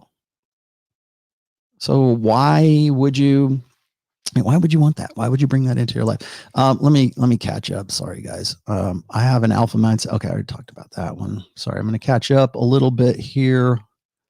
Wow, Rollo, we think alike. Okay, I got to you. Anybody else? If I missed you, I apologize. I'll try to get back to you. I'm going to work back. Sorry. Chris Puckett says, prediction, like Anthony Bourdain, Pete will lose his career over this. It's a possibility. Why he wanted to remain out of the limelight is probably because HBO, now he's a liability. Now they find out that he's the guy who's behind the sexual harassment allegations of Dave Portnoy. Yeah, probably. And that's another, as we go into 2020, if you are not red pill aware in some way, then you're lambs to the slaughter. And I don't mean that in terms of, oh, you're going to get married. Oh, black pill. Thanks for coming around, Rollo. That's not what I mean. What I mean is it's not just about getting laid, right? That's what, like, when all this red pill stuff came out, what was the first thing out of people's fucking mouths? What was the first thing? Oh, that's just those PUAs, man. Or it's those MRAs. They're still clinging to that because they got no effing clue what red pill is about. They don't get it. But they want you. So it's easier to just dismiss it if it's like, oh, it's those PUAs. Oh, it's those MRAs. It's all whatever acronym you can come up with. It's those guys. All they do is just think about sex all the time. Rollo, is that all you ever think about? I got accused of that when COVID first came out, right? What was it? We're in the middle of a global pandemic, Rollo. How dare you talk about spinning plates? Human nature and sexual nature and all this stuff that is associated with that doesn't stop because of a pandemic. Rollo, when are you ever going to stop about talking about sex? I don't talk about sex. I'm not talking about sex right now. I'm talking about intersexual dynamics. I'm talking about understanding women's nature and men's nature, and understanding like what can happen and what are the dangers, and how can you protect yourself against this kind of stuff. Well, the first thing you have to do is be aware of it. That's it. So when people say, well, Rollo, all you ever do is talk. All Rollo says is he just thinks that everybody should, all guys should just get as much pussy as they possibly can. They should just go out there and just bang as many sluts as they can get their hands on. No, that's not what it's about. But I'm sure you would like people to believe that about me, because the things that I say are very inconvenient. And sometimes they're bad for business. And sometimes the truth is bad for business. And as we are seeing, it is bad for business, right? Dave Portnoy, and God bless him. I hope Dave comes out on top. I kind of like the guy, but this is a good illustration of why it's important to know this stuff. It's not just about like, can you use red pill awareness to get laid? Absolutely. I hope you do. But it's not just the only purpose of it is to figure out how to, well, how many girls can I get tonight? Can I double shift tonight? That's not what it's about. But MGTOWs and black pill guys, and we're going to find out about that, of course, on Saturday. But that's what they want. Of course, they would like you to. They want you to shut up. They want those red pill guys to shut up, because what they're saying makes them uncomfortable. It gives away the game. It gives away ego investments that they're hoping were going to be true. They're idealistically hoping women were going to be a certain way, and they're not a certain way. So, or they'll fixate on one aspect of the red pill. It's much more broad than that. I was just on with I should mention this here too as well. I was just on with Zuby, rapper guy. I actually did the show back in, I think it was in March or April, can't remember now. But he just released it. The premiere of the video went off today. I put it in the chat. I'll put it in the description here so you guys can go and check it out. I thought it was really pretty good. But the first thing I told Zuby is I said, because he was asking about the red pill. I said, there's no elevator pitch for the red pill, because it's so broad. It covers so many things. It's like Evo Psych, Evo Bio, PUA. Yes, game is a part of that. Fitness, getting in shape. Yeah, that's a part of it as well. Anthropology, sociology, a little bit of politics, a little bit of everything, because intersexual dynamics reaches into every aspect of what you think. Like we talk about social justice warriors. Yeah. Well, guess what? Intersexual dynamics works its way into that. Or I think I was talking about gamer girls at one point, and people were saying, well, in my nerd culture, that would never happen, because we're egalitarian equalists, or we love the girls. Or we love girls in the gaming. The girls are still going to go for the guy who is the most dominant male in that subculture. The rules don't change. The context changed. The rules don't change. I'm not telling them, if you guys want to learn how to go get laid, fine. But that's not the only sole focus of the red. That's why it's so broad, and people don't understand that. So you can't just simply tell people, things.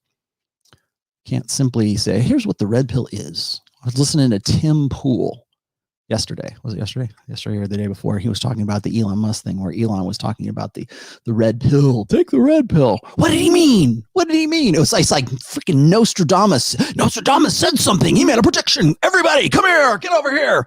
What did he mean? What do you think? I don't know. What do you think? I like everybody. They're like, okay, what did you mean, Elon? What did you mean? Elon doesn't even know, man.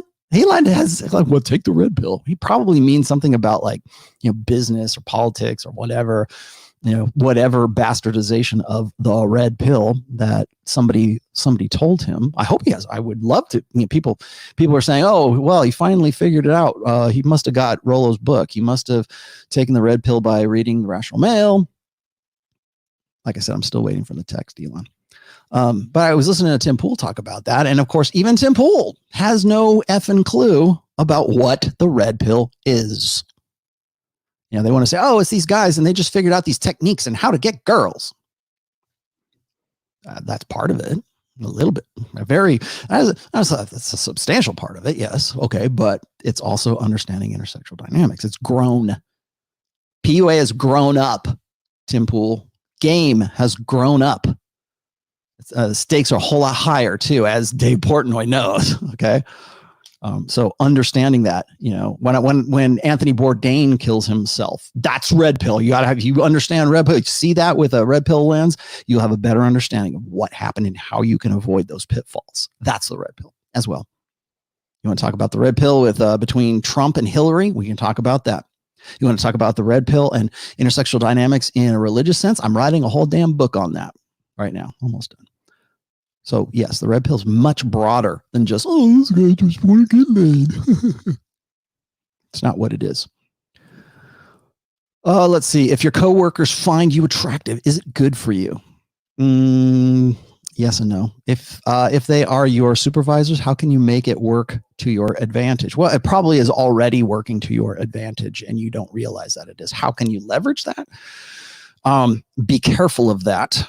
What I'm getting from your $4.99 super chat here is that, like, if you're a good looking guy and you're in an office full of girls, can you make that work for you? Well, yeah, you can. But here's one of the things I've always been fascinated by is these studies they do of just men or women who are attractive tend to be promoted more. They tend to do better, in life because they have opportunities. People just want to be around attractive people. Fat people don't have the same opportunities. Very, easily tracked. I have to go and maybe I'll put in the description some of these stats where it's like if you're overweight, you tend to not get the same opportunities that people who are attractive get. And that's not looks and all that, black pill stuff all day long. It's just fact of life, right? You're a good looking guy, you're a good looking girl, you're probably going to have better opportunities. Simple as that. But how can you make that work to your advantage? Well, I would say, you got to be careful of it. First off, don't date anybody. I've always been very much against dating people, women that you are working with. If you care about the career that you're in, that was always my take on this until like probably around 2015. And now I would say, don't date anybody in your, I'm scrolling up. Thanks, Sam. I saw that. YOLO says, hi, thanks for the essay, acing the test. Okay. That was about shit tests. I am confused about people using different terms about women's testing. Can you make a show about this? Didn't I already make one? I don't know. I could, and I probably will. I think a lot of people don't know what shit tests are. Remember, shit tests is a term that was, again, one of these old school terms from game and pickup. And it started out as women sort of testing you as like guys want to say, well, it's a fitness test. Well, not so much a fitness test. It's like, do you know how to play the game? I talked about this a little bit on Just Get It on Sunday. A shit test or a fitness test, whatever you want to call it. It's not there's a difference between a shit test and a compliance test. That's another thing. So yeah, maybe I should do that. YOLO, I'll do a show, a dedicated show on that. Never manipulate a woman over your fellow man. Remember that quote, fellas. Yeah. Okay. So it's like, was it bros before hoes, right? That should be part of it anyways, I think. Let's see. What do I got here? Assange Mohammed says, Asan Haji. I began to spin plates back in February before the lockdown was approaching. Women with choosing signals. Now I am on cold approach. Is this a good idea? Cold approach.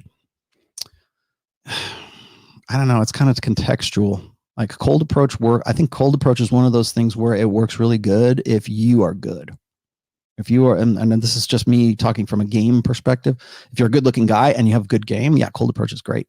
I mean, it can be one of the most productive ways to meet women and to, if that's your goal, or like, what is your goal, right? Is that it? Do you want to just meet a lot of women and develop a roster? Okay, try it. Unless you are using it for business purposes and social media, and I am specifically talking about Facebook, a waste of time and quite beta for guys to be associated with. I don't know what you're talking about, Mark. You probably had something before, didn't you? Hey, Rollo, do you accept topic suggestions? Occasionally.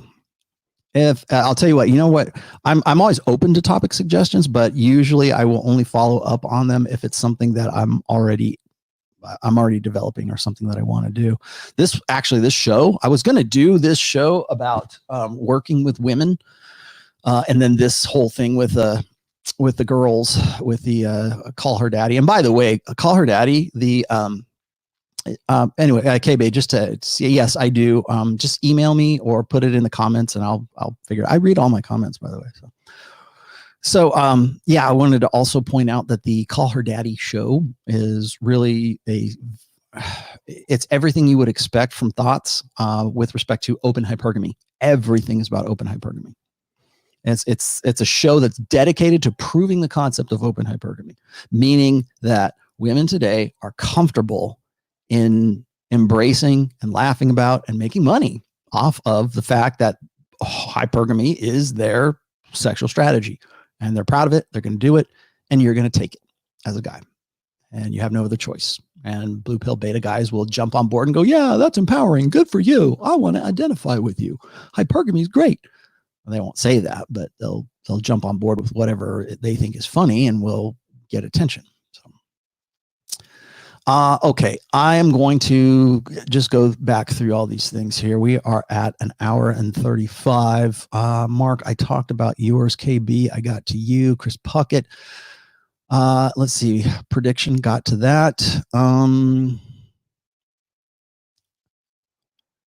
Bourdain, Pete will lose his career over this. We'll see.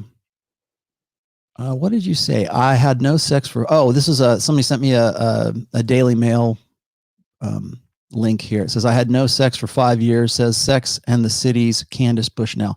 Yeah, I know. What's funny, was she the writer or was she with, no, wait, she was an actress in that, I think. Boo-hoo. All right. Or we're supposed to feel sympathetic for women who have dry spells. You have these guys who have these crushing dry spells. I really need to talk about, and maybe I'll do this on Sunday. I haven't decided yet, but I kind of want to talk about the incel attack that happened, the quote unquote incel attack. People keep asking me about that story that came out of Canada. Some guy went into a erotic spa, quote unquote, and had a machete attack on one of the girls, and the police are saying that it was incel motivated, or it's for whatever reason. They have a reason to believe that the guy was an incel or is part of the incel communities, and now they want to label it or turn it into a terrorist attack. Now, a machete does not sound like something that an incel would, their preferred way of killing somebody. They would go in and shoot, or they would run over people with a car or something like that. Machete attack is usually typical of another demographic, which I'm not going to talk about, but I'm going to just sort of withhold judgment until we have more information on that, because that's always been the wisest way to do things. YOLO, I got to you. Brell 215 says, never manipulate a woman over your fellow man. Okay, that's the bros before hoes thing. And that's the thing here. And this is a really good, good example. So when I was talking about like how beta men tend to be, they want their ideology. They want their idealism to be confirmed. They want affirmation for it. Most blue pill guys, particularly in, let's just say, the black pill community or incels or guys, these are guys who are losers for a very long time. And most likely they're the kind of guys that were in school who got, bullied by the jocks. And so here you have a Pete Nelson guy. Now he's old, and now he's got money, and now he's still clinging to those blue pill ideals that he had from before. But what he does is he uses that as sort of leverage, or he uses his authority and his status and his money and everything to sort of get back at the guy who, in this case, Dave Portnoy, looks kind of like the bro culture guy, right? He looks like the kind of guy that would be like a misogynist, like he's taught to think like a woman. So this guy is a misogynist. I need to protect these ladies from this guy. Like, why would he want to take that show in particular? I mean, granted, he's dating the girl, right? But why would he want to take that show and say, look, if they don't want to play ball, you can come over to Wondery? Why would he do that? No, because he thinks he's probably saving these girls from this monster, this beer and boobs ridiculous masculinity, toxically masculine guy.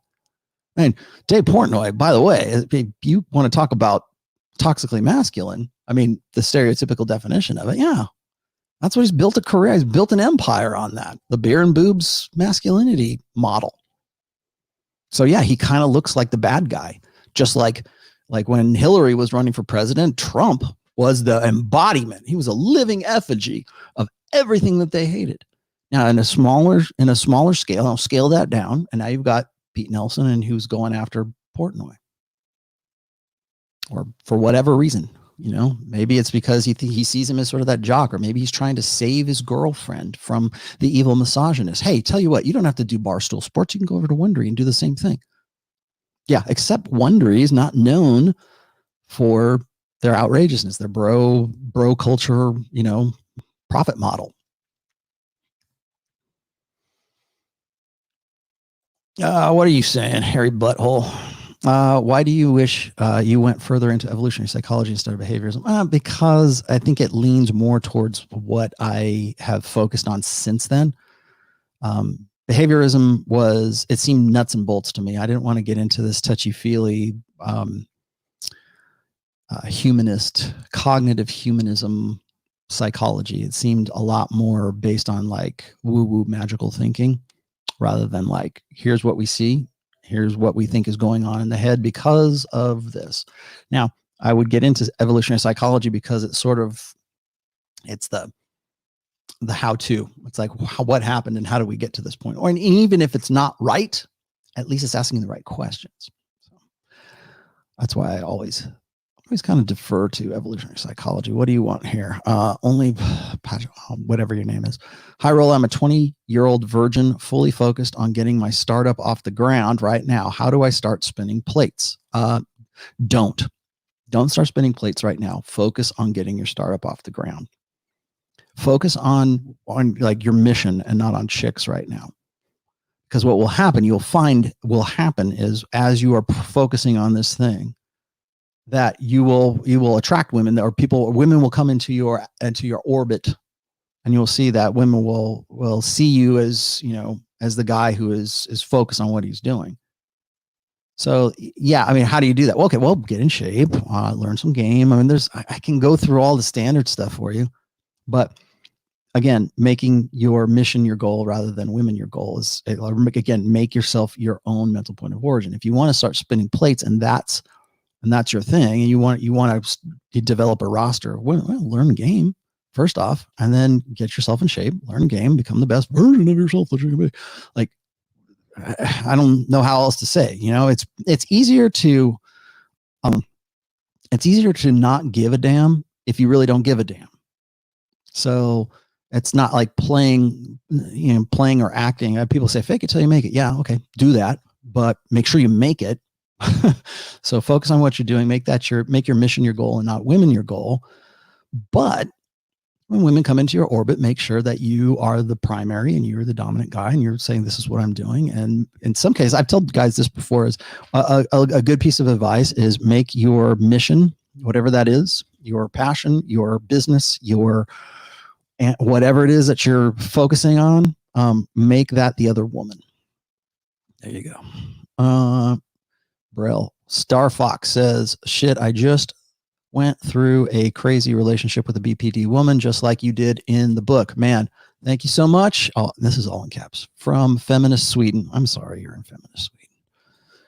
Anytime. Javier Valles. V-A-L-L-E-S. So that's Valles, right? Hey, Rollo, wondering about your views on how women respond to having authority at the workplace and managing other employees. I've heard a lot that not even women want female bosses. Yeah, they don't. And the reason for that is because there, again, is that attention. Like one of the reasons why women kind of grate against female bosses is usually because those female bosses are in that position because that's the only place that they can get, and they can be looked up to, right? It's think about it this way. When women get into supervisory roles, they're there because they're in a male space. They're in a male hierarchy. So what you've got a woman who says, look, you have to respect me. You have to like me. You have to want to be like me. You have to do what I say. But if you put that woman into a female dynamic, if you put her into sort of the collective there, it's usually those women who would, in any other circumstance, women would not look up to her. They would not want her to be their boss. Right. Well, women who get into those positions, they get there because they felt like they had to be bitchy and they had to be bossy and they had to, really, well, I'm going to tell you what to do. But because they're following a male dynamic, you're in a male space, you're in a male hierarchy. Women have their own kind of hierarchy, but that hierarchy, remember, for women, it's more collective. So in that collective, women would probably not look up unless that girl's really super hot. But most women will look at a girl who is really hot in the workplace and they'll look down on her because usually those women, the same dynamic of intrasexual competition amongst women still exists in that workplace. That's why women don't like the female supervisor because she's a he. She is outside of that female collective that she would otherwise be in. Were she not the supervisor, she would be in there. And if she was in that female dynamic, in that female collective, girls wouldn't want to hang out with her because she's probably not the kind of girl that they want to go clubbing with, or that they would have, she would be the girl who would not get the same kind of attention that the hot girl who is beneath her would be getting from, the attention. Remember, attention is the coin of the realm in girl world. So in the American workplace, what they've done is they've taken female dynamics and force fitted into a male space, male hierarchy. That's why you get like ball pits and fun time and we're going to go play, charades or whatever. It becomes the workplace kindergarten because women don't want to really go there. They don't want to be there. It's boring. They hate it. And I think on some level of kind of the hindbrain, they have to go to get a good job because they got to pay off all the student loans that they took because somebody somewhere along the line said, that's what empowered women do. They get a degree. They go and they're kick-ass alpha females and they go and focus on their careers. And what they do is they're like, okay, well, then they finally get into the American workplace and they finally get a job and they go, God, this sucks. I don't want to be here. Well, I got to be here because I got to pay off my loans, or I got a family, or I got rent, I got to pay the bills. Well, if I got to be here, can we at least paint the walls pink and put giraffes on the walls and put balloons up? Because then it'll make me want to come in and it'll make me forget about how crushingly boring and how soul destroying this job is that everybody told me was success. And now I have it and it's not success. It sucks. So can we have a ball pit, please? Can we please? It'll be great. I'll go jump in it first. And then that gets boring. Oh, let's have a company talent show. And that gets boring. Javier, let's see. But anyways, just to answer your question, the reason why they hate women bosses is, the reason why men hate them is because they're those women are always going to look down on their female bosses will always treat men, unless you're a good looking guy, they will treat guys sort of like worse than the girls that are in that corporate culture, because those guys, just by default, just by her being in that position, are beneath her. They're lower status than her. They're lower SMV than her. So the only thing that could possibly make that female boss like consider guys in anything other than that capacity is if that guy is a good alpha fucks proposition, meaning he has to look good. Let's see. Zoltan. Before Zoltan. Are women more interested in the status of the job than the money, creating value in the actual work? I would say the average woman is. I'm not going to say that there aren't women who get into usually when women get into creative pursuits, when they want to be like a concert musician or a great artist or whatever, a sculptor or whatever. I think in artistic position, when I think about like human beings and art and creative endeavors, I think men and women, like men approach it differently than women, but I'm not saying like women aren't better artists than guys or whatever. We think we both have that kind of same drive. I think we apply it differently. We focus on it, or the context is different, but the drive is, I think, a human drive rather than just I was just looking I've talked about creative intelligence before and how it's like a selected for thing from an evolutionary perspective. Like women will select for guys who know how to play guitar, or why do women like artists, the struggling tortured artist archetype? Why are they into that? Evolutionary speaking, and this is theory. I'm not saying this is set in stone, but the theory is that women select for guys who are innovative or who can come up with novel solutions to environmental problems, emergencies. So the bird that can make a prettier nest with like nice little shiny things in his nest gets to mate with the girl bird because he knows how he shows off his skill in some way. So it's kind of like peacocking theory, I think. Stephen Vieting says, why didn't you say how evil these black pill guys are? MLD did a good job unmasking that guy. Predators selling lies. We're going to talk about that on Rule Zero. So I'm going to defer you, Stefan, to watch Rule Zero on Saturday. We're going to talk a little bit about that, but we're going to get a little bit more depth than I know. I have gone on John's show before, and I will be on again. I like John. I like working with John. And dressing down the idea or helping guys sort of lift themselves up out of this black pill mentality, I think is important because I think that mentality leads to suicide because it's despondent, it's despair, it's nihilism, and it's unnecessarily so. So yeah, I'll just go and watch Rule Zero this weekend because we're going to talk about that. Burrell says, wow, Rollo, $10. Rollo says, Rollo, we think just alike. Okay, so you were talking about young, hot women and popular, famous women. Once they have a baby, they instantly okay, so I caught back up. Did I get everything? I think I got everything, didn't I? Sam, if I didn't get everything, then catch me up on that stuff. I am right here right now, and I already answered this one. So. And let's keep going. I am scrolling up. What are you talking about, man? Do I have to go all the way to the top? Is that what you're saying? I think I got everything, didn't I? Let's see. I got Tiger the Brave, Vinny. I got to you, Cameron. Thank you very much. Says, let's see. Okay, that was the monogamy thing. Jay Powell, thanks for that $2, my friend. Randy, Megan Fox, got it. Jay Powell again. So what's the solution if she starts making more money than you? We talked about that. Renegade Show, when I ran my towing company. Yep, we talked about you. Thank you for that one. That was a good one.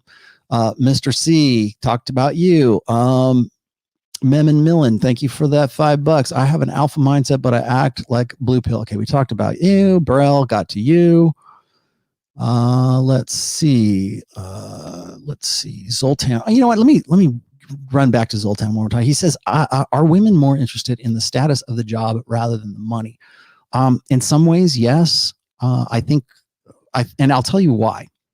Because when you look at things like gender differences, like from Dr. Steven Pinker, when he talks about how men are interested in things and women are interested in people, that tends to put them into, or they gravitate, I should say, towards careers that are focused on people like social work, psychology. Gosh, I mean, I was looking at the stats. I was looking at the stats, and this is from the APA, the American Psychological Association. And if you look at the number of master's and doctorates degrees for like the 2019, 2020, it's like 85% of the graduates are female in psychological fields. So how does that change the dynamic of those fields? That's another thing that's really good, and I'm glad you brought that up, because when I'm talking about how a female versus male dynamic work in the workplace or the American corporate culture, think about how that also affects academia. I constantly get guys who will say, well, SJWs are all communists are infiltrating our universities, and it's all about women's studies, and it's all about, all of these SJWs have gotten and infiltrated academia. And yes, they have, but feminism has as well. And even if you pulled out the SJW elements, You would still have like you still have more women in college than you have men in college. I think that's pretty much a given right now. Most guys aren't going to college.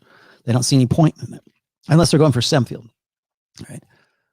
They don't see any point in going now, or they see less incentive to go. Whereas women think that they're going to come in and take over corporate America. Well, the problem is the corporate America that they think they're going to take over won't exist by the time they get there, or it will be it will change things up. It won't be the goal or the level of victory, like the accomplishment that they think it is. That's why COVID was such a thing. It's like you got all these women who lost their jobs, who probably spent a lot of time getting the degrees that they needed so that they could get into being like the director of HR of wherever, or they get into like I forget who was writing about it, but somebody was I forget the guy who was the author, but he was talking about he was a doctor or he was a nurse himself, and he was talking about the nurses who were doing like the twerking videos, and like while all this COVID is going on and these girls are like dancing and jiggering around and in TikTok videos and doing the Titanic thing and just goofing off. And he was saying that within the last, like say 5 or 6 years, the women who come into nursing positions are kids.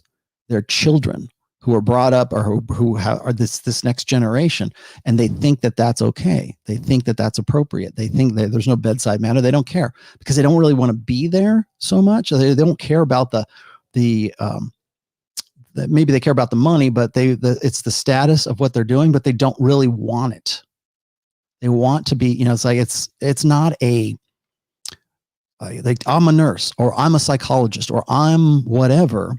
It's not, it's about the status of being that particular position, not the actual position itself. Like, oh, I love doing this stuff. I have real affinity. I feel like this is my calling. I'm the first woman to do this. I talked about this in a essay, and it's a chapter in book 3 called Male Space. And part of women infiltrating and assimilating male space starts with, there's 2 elements to it. The first part is to be the first woman in that male space. That is the attention grab. So when you got, I forget what the lady's name who was, what the hell is her name? The girl who's in NASCAR, the female NASCAR driver. Somebody will refresh my memory. Anyways, she was the first woman there. Like, or you're the first astronaut, right? I'm the first female astronaut. I didn't build the spaceship. I'm just the first human being with a vagina in space. I'm the first, remember when, Augusta opened up? It was an all-male like golf club. And then they opened it up to women, and they made Condoleezza Rice the first honorary member of Augusta. She's the first woman. That's all that matters. She probably never played golf there again. Well, that's all that matters. She's the first woman. Yay, women, team woman. Be the first woman in blank. And that's enough to get you on the cover of a magazine. It's not that they want to be the best NASCAR driver, the best astronaut or whatever. They're not known for their accomplishments in that position. They're known for being the first woman in that position. Like, remember when Elizabeth Holmes, before all that scandal went down and everybody wanted to make her into the next Steve Jobs? She's the Steve Jobs of the medical industry, and she's going to figure out how to cure cancer. And we just built this fantasy of female empowerment, and we put it all on Elizabeth Holmes' shoulders. And to her fault, she accepted it. She thought she believed her own bullshit. But we wanted that, and nobody talked. No one talked. She just disappeared. Poof. Like when all that shit went down, when they found out that she was a fraud, her partner goes to jail. She doesn't go to jail. She got married. Right? She's doing just fine right now. But she played that role. She was the first female to be whatever the hell she was. It was all bullshit. It was all fraud. It was proven fraud. Like I forget what she had come up with some device that was supposed to, like, I don't know if it was like a pacemaker or some shit. Maybe it was blood work. Forget what it was. But anyway, it doesn't matter because it was nonsense. It was proven nonsense. The company went belly up, but everyone wanted her to be the Steve Jobs, the female Steve Jobs of what it is she's doing. And you'll see right now, I think probably in the coming decade, you'll see the first woman who comes along that even like can sniff at a guy like, say, Elon Musk or Jeff Bezos, somebody, like most women, when they get money, when they're rich, when they be the top 60 richest women, like 90% of them are not self-made millionairesses, whatever it is. They got it either through a divorce, they got the money through a divorce, or they got it through an inheritance. And they're in charge of it, and they run companies. Yes, they do. But they didn't make those companies. They picked up, they slipped into that position, whether it was because daddy died or because they got a divorce and they took part of the company and now they're running that part of the company. And that is proven. I can show you the articles where we look at, women, the way women make money is through divorce and through inheritance. And the first woman they're empowered women. They're placeholders is what they are. Let's see. What did you say?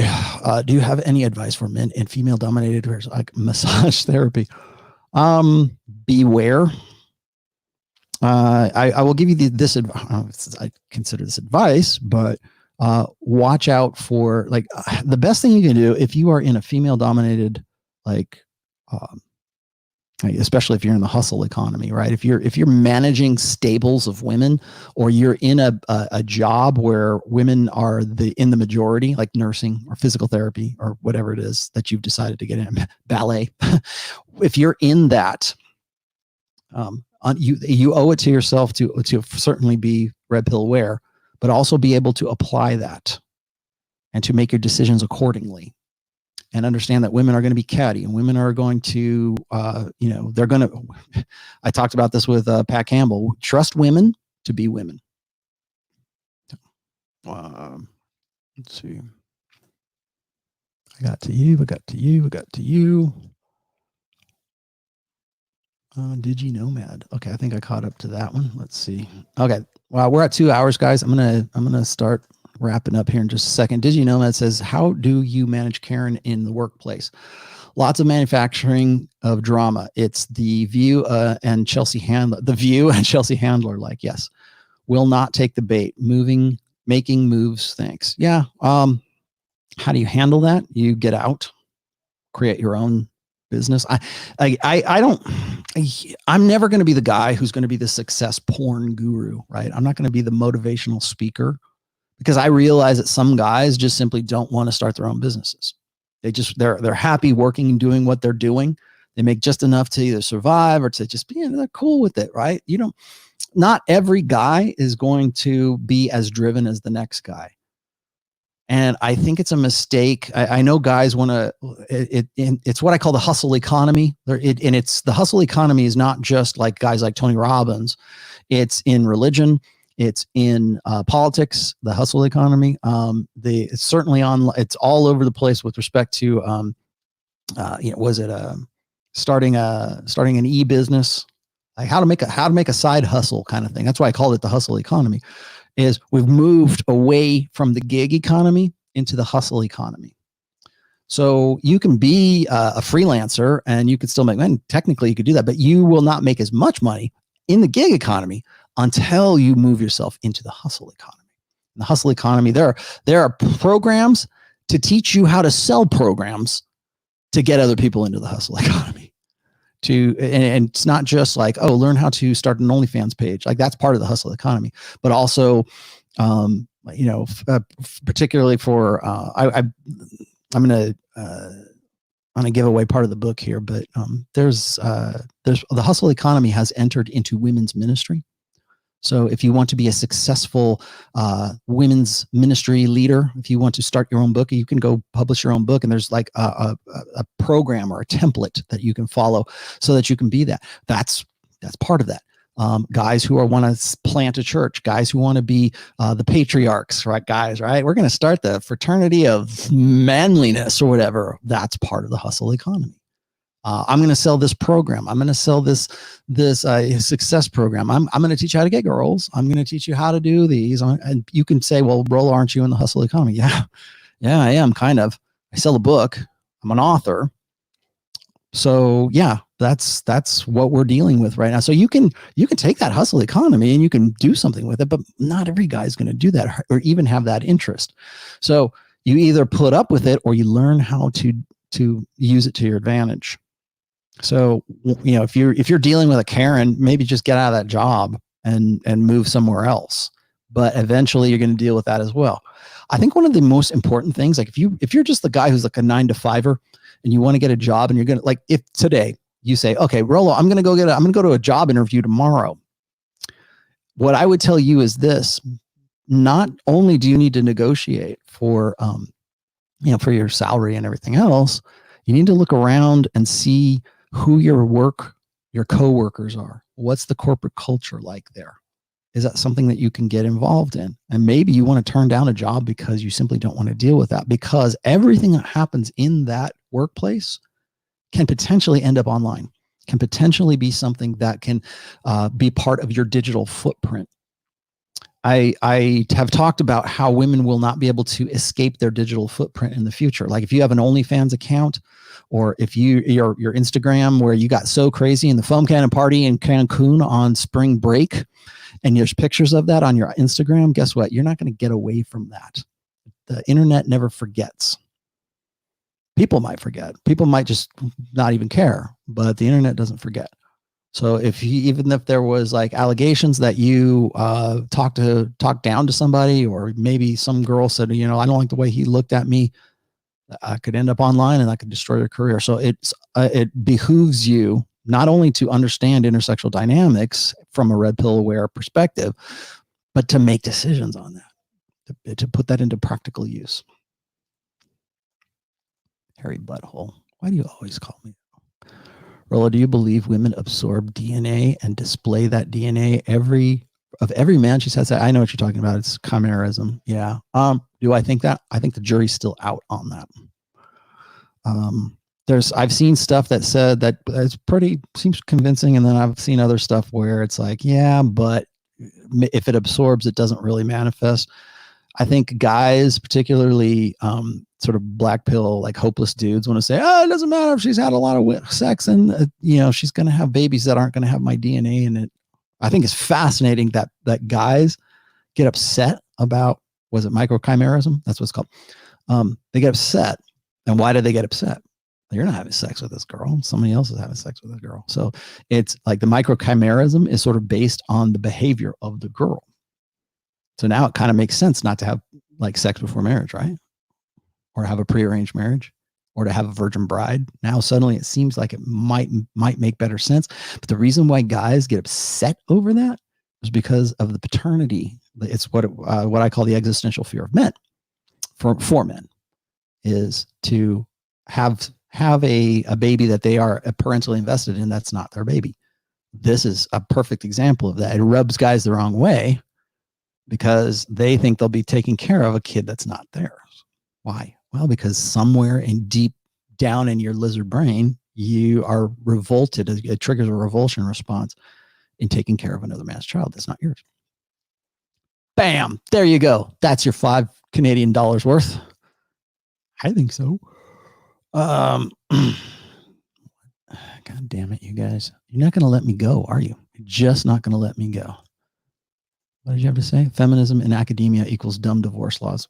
Yeah, partially, but it also means certain studies don't get funded, or when they do get funded and they come up with data that doesn't confirm or align stupid female primary beliefs, or doesn't align with the blank slate equalist agenda, those stats tend to fall down a memory hole. Cato Kid. Hello, Rollo. I'm 32. Good. And I'm a waiter at 32. Was great 10 years ago, but now I'm 32. At 22, I'm sure you probably met some chicks, right? And working has gotten almost impossible to deal with the new modern day Me Too girls. Would you recommend getting out? I would recommend getting out just because you're a waiter at 32. Unless you are running the show, or it's your restaurant, or what. I mean, why are you still a waiter at 32? Are you like a starving actor or something? Yes, I would recommend getting out. There you go.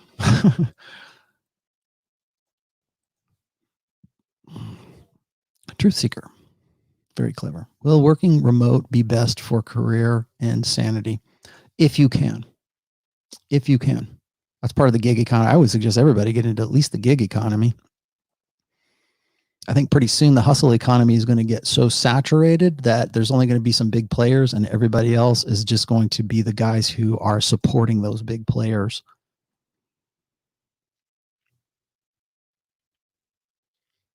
And the last one of the day will be only Parage de Verdra. Rollo, I was brought up believing I have to marry my first mate. By who? Athel K. How do I accept that my first mate, that my first, the mate, doesn't have to be my first girlfriend or wife? First mate? I got no idea where you're going with that. When I hear first mate, I think of Athel K. Athel K used to be the guy who ran, Married Man Sex Life. Oops, let me push this up a little bit. There we go. And he used to have this concept of, what was it called? First mate and captain. I've talked about that too. I've got a great essay called Mutiny where I talk about that as well. The first mate thing doesn't hold much water with me, simply because the captain is, I said this was just a joke, but the captain always goes down with the ship and the first mate gets to swim away. So if you crash the bus you're driving, your girl survives and you don't. You go bankrupt, well, maybe she doesn't want to stick around with you anymore, or it's might be in her best. She's in some, put it this way, women are incentivized to leave men when they fail. So that's about as much as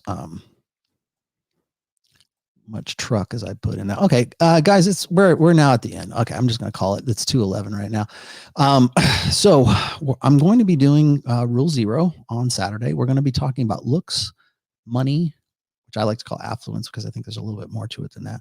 Looks, money, and status, LMS, and game. And I think it was, if you go and you look at Rich Cooper's Twitter feed, he put out a poll and he said, which of these do you think is the most important? Like looks, money, status, or game? And of course, I think game is probably up there, but people want to say, oh, it's looks. Oh, you can't get anything else unless you have looks. I understand why guys get obsessed with that, but we're going to talk about that on Richard's channel on Saturday morning at 11:30 a.m. So go check that out. It's kind of like a companion episode, I think, to what John from Modern Life Dating was doing, and just sort of like taking on, head on, saying, hey, you know what? Let's talk about this. If you guys think that this, I don't want to put too much truck in it. I don't want to put too much emphasis on it, but it's what everybody talks about. I hate having to put caveats in front of everything, right? When MGTOWs say, well, why would you even bother? Why do you bother? Okay, well, you know what? Before you watch any show that I'm on, Rule 0, this show, whatever, just put this caveat in front of everything I say. If you choose to do this, if you choose to be concerned with women, if you choose to learn that, then X, Y, and Z. Because if you're not, if that's your attitude, like, oh, I don't know why anybody would bother. Well, then you can, or why? For guys who think that, or still follow me, or follow the Red Pill, or follow any of the other guys that I associate with, why do you follow us? Why do you show up every day? Why do you put super chats in? Why do you, I don't know why anybody else would do that. I feel it's like, was it your duty to come in and remind everybody that, marriage is bad for guys? I talked about that all the time. I say that all the time. I think marriage is a bad idea for guys. The way we do it now, I think it was a good idea. Now it's not. Happy? No, you got to tell them no. Everybody has to agree. No. So we're going to talk about that on Saturday. And I'll tell you what, I'll just give you a little preview of what I'm going to say is I think looks, status, and money are important. And those are aspects of like your being attractive, but they're also aspects of like your burden of performance as well as a guy. But the thing that ties all of those things together is game. So think of it this way. You've got like sort of this trifecta. You got looks, you got money, you got status, and in the center that holds all those together is game. So, and game meaning social intelligence, meaning, maybe pick up, I don't know, whatever, having some kind of congruency some social congruency amongst all of those. So in any one of those aspects, I can say, well, I got great looks. It doesn't matter. I'm going to get laid and I'm going to do everything I want to do. Okay, well, fine. But if you're a goof, if you're not congruent, if you have no social intelligence, you can look good and you can attract women. Sure, you can. But how are you going to relate to them? What are you going to do once you got them? Money, same thing. You can go buy any chick you want. It doesn't make them want to have sex with you. Status, same thing. Oh, power is the ultimate aphrodisiac. Yeah, said by Henry Kissinger, the fattest dude you would ever want to see, who was powerful, but I don't think he got laid like Gene Simmons. So, what's your game? What's your, what for each one of those things, like guys got game, guys got looks, money, status. You're going to be deficient in one and your strength might be in another. But the only way to actually optimize or to maybe even like make up for the deficit in one with the strength of the other is to have game. Game sort of sits outside of all of that.